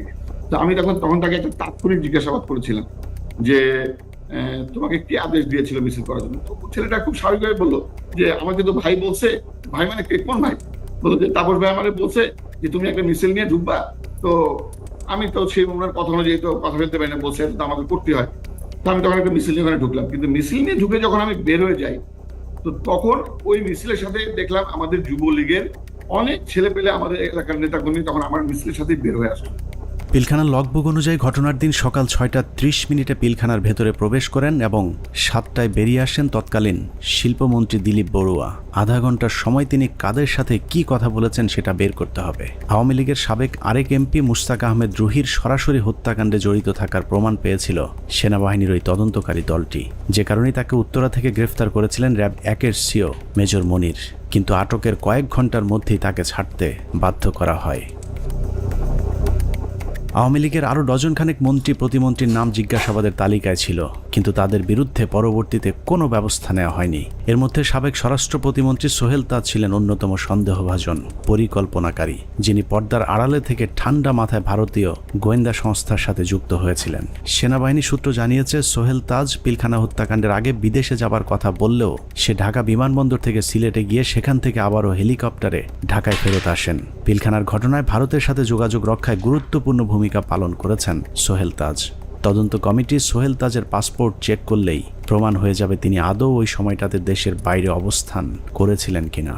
পিলখানা হত্যাকাণ্ডের মতো এত ভয়ঙ্কর একটি সরকারি পরিকল্পনার সময় সোহেল তাজ কোথায় ছিলেন, তার ভূমিকাই বা কী ছিল তা পরিষ্কার হওয়া প্রয়োজন। বলা হয়ে থাকে সোহেল তাজ ঠিক ঘটনার আগে দেশের বাইরে অবস্থান করছিলেন। যদি সেটাও হয়ে থাকে তাহলে তিনি হঠাৎ করে কেন দেশের বাইরে চলে গেলেন? হত্যাকাণ্ডের এই পরিকল্পনা তিনি দেশবাসীকে না জানিয়ে কেন আত্মগোপনে ছিলেন সেটাও খতিয়ে দেখা প্রয়োজন। রাজনৈতিক সম্পৃক্ততাটা স্পষ্ট হয়ে যায় আস্তে আস্তে। এর মধ্যে সব থেকে বেশি ইনভলভ ছিলেন ব্যারিস্টার তাপস, হাজারীবাগ এলাকার এমপি নির্বাচিত হন যিনি। এছাড়া আর যারা ছিলেন, নানক আজম, অ্যাডভোকেট কামরুল, শেখ সেলিম, সোহেল তাজ, ওয়ারেসাত বেলাল, রুহি, দেন মাহবুবা রাগিনী, শেগুপ্তা ইয়াসমিন এমিলি এবং সুবেদার তোরাবালি অবসরপ্রাপ্ত বিডিআরের সদস্য। ভারতীয় পরিকল্পনার বাস্তবায়নের বাংলাদেশ প্রান্তে নেতৃত্ব দিয়েছেন স্বয়ং শেখ হাসিনা নিজে। সকাল থেকে শেখ হাসিনা 3 বাহিনীর প্রধানকে নিয়ে যমুনায় অবস্থান করেছেন। ভারতীয় পরিকল্পনা বাস্তবায়নে শেখ হাসিনা সার্বক্ষণিক ভারতের সাথে যোগাযোগ রক্ষা করেছেন এবং যে কোনো পরিস্থিতিতে শেখ হাসিনাকে বাঁচানোর জন্যও ভারতীয় এয়ারফোর্স প্রস্তুত ছিল বলে প্রমাণ পেয়েছিল সেনা কর্মকর্তারা। 6 প্যারাশুট রেজিমেন্ট, এটা হচ্ছে গিয়ে, এটার লোকেশন হচ্ছে গিয়ে আপনার কলকাতায় কালীকুমুন্দ এয়ারপোর্টে, এয়ার স্ট্রিপে। ওরা স্পিয়ার হেডের নিরাপত্তা থাকে। ওইখানে একটা কোম্পানি ছিল, ওই কোম্পানির কোম্পানি কমান্ডার ছিলেন মেজর কামালদীপ সিং। তাদের একটা রেজিমেন্ট, প্যারাশুট রেজিমেন্ট, 5টার সময় যখন তারা রেডি হয় একটা কোম্পানি, 8টার মধ্যে তাদের একটা ফুল রেজিমেন্ট রেডি হয়। যে রেজিমেন্ট পরবর্তীতে আমরা জানতে পারি যে ওই রেজিমেন্টের এইম ছিল ঢাকা এয়ারপোর্ট, তেজগাঁও এয়ারপোর্ট এবং গণভবনে অপারেশন করা এবং নিরাপদভাবে তখনকার স্বৈরাচারী প্রাইম মিনিস্টারকে এক্সট্রিকেট করার জন্য। সবশেষ পিলখানা হত্যাকাণ্ডের পরিকল্পনা বাস্তবায়ন এবং হত্যাকাণ্ডের ধামাচাপা দেওয়ার দায়িত্বে যারা ছিল তাদের সবাইকে গ্রেফতার করে বিচারের আওতায় আনতে হবে। সেনা প্রধান হিসেবে জেনারেল মঈনকে এর দায় অবশ্যই নিতে হবে, যিনি শেখ হাসিনার পাশে বসে পিলখানায় সেনা হত্যার ঘটনা পর্যবেক্ষণ করেছিলেন। পিলখানা হত্যাকাণ্ডে সরাসরি সম্পৃক্ত লেফটেন্যান্ট জেনারেল সিনা ইবনে জামালি, যিনি পিলখানার বিভিন্ন গেটে অবস্থান নেওয়া র্যাব ও সেনাবাহিনীর সদস্যদেরকে ভেতরে অভিযান চালাতে বাধা দিয়েছিলেন। তৎকালীন ডিজিএফআই এবং এনএসআই প্রধান দুজনেই এই পরিকল্পনার অংশ। বিশেষ করে ডিজিএফআইয়ের তৎকালীন মহাপরিচালক মেজর জেনারেল মোল্লা ফজলে আকবর হত্যাকাণ্ডের পর খুনিদের পিলখানা থেকে বের করে দেওয়ার বিষয়টি সেনাবাহিনীর চোখের সামনেই ঘটেছে। খুব নাটকীয়ভাবে বিডিআর এর ভেতরে বিভিন্ন ইলেকট্রিসিটি লাইন কেটে দিয়ে গেট খুলে দেওয়া হয় ইচ্ছা করে, যাতে সৈনিকরা পালিয়ে যেতে পারে। তো সেই সময় আমি বলেছিলাম যে র্যাবের এক অফিসার ক্যাপ্টেন আশিক স্যার, যিনি ইঞ্জিনিয়ার্সে আমাদের সাথে ছিলেন, ক্যাপ্টেন আশিক স্যার আবার আমার সাথে 8 ইঞ্জিনিয়ার্সে চাকরি করেছেন রংপুর ক্যান্টনমেন্টে। এরপর ওনার র্যাবে পোস্টিং পায়, কিন্তু আমি স্যারকে চিনতাম। স্যার কিছু সৈনিককে যখন পালিয়ে যাচ্ছে উনি না বুঝে ওদেরকে ধরে নিয়ে আসেন পিকআপে করে, র্যাবের পিকআপে করে আমাদের আবাহনী মাঠে আসেন। তো ওইখানে কিছু ওই সময় একদম ফার্স্ট হ্যান্ড ওদের মুখ থেকে তো আমরা কিছু সাক্ষী কথাবার্তা শুনে ফেলতে পারি।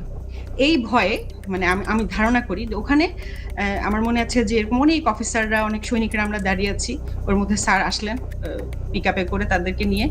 তখন ওই অন্ধকারের ভেতরে এদিকে তো আমরা খুব অস্থির, প্রচন্ড সবাই ইমোশনাল, কি হচ্ছে ভিতরে এগুলো নিয়ে যখন আমরা চিন্তা করছি বা কথা বলছি, সেই সময় দুজন সিনিয়র অফিসার ওনার দুইটা ক্যাম্প স্টুল নিয়ে এক জায়গায় বসা, এবং ওনাদেরকে দেখে খুবই শান্তই মনে হচ্ছে, খুব একটা যে ওনারা চিন্তিত বা পাইচারি করছেন এরকম না।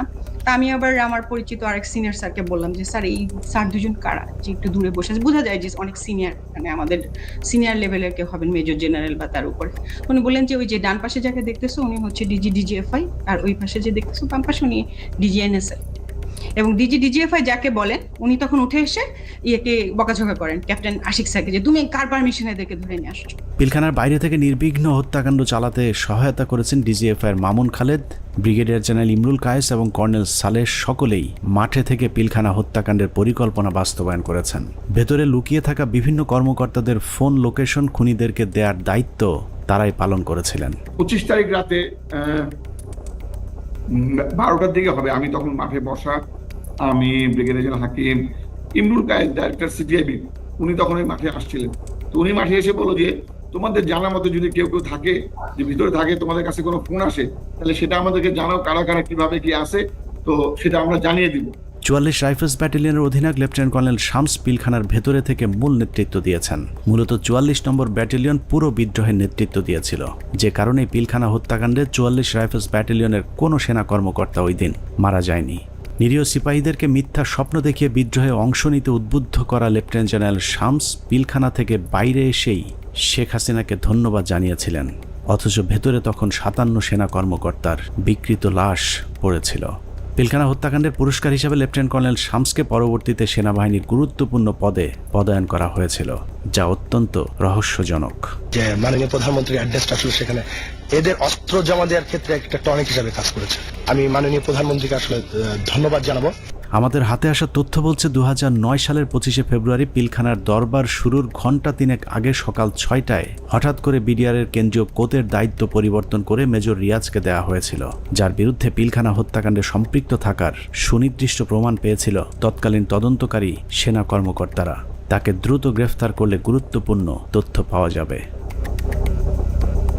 পিলখানা হত্যাকাণ্ডের 2 দিন পর ব্রিগেডিয়ার জেনারেল মঈনুল ইসলামকে মেজর জেনারেল পদোন্নতি দিয়ে বিডিআরের ডিজি বানানো হয়েছিল।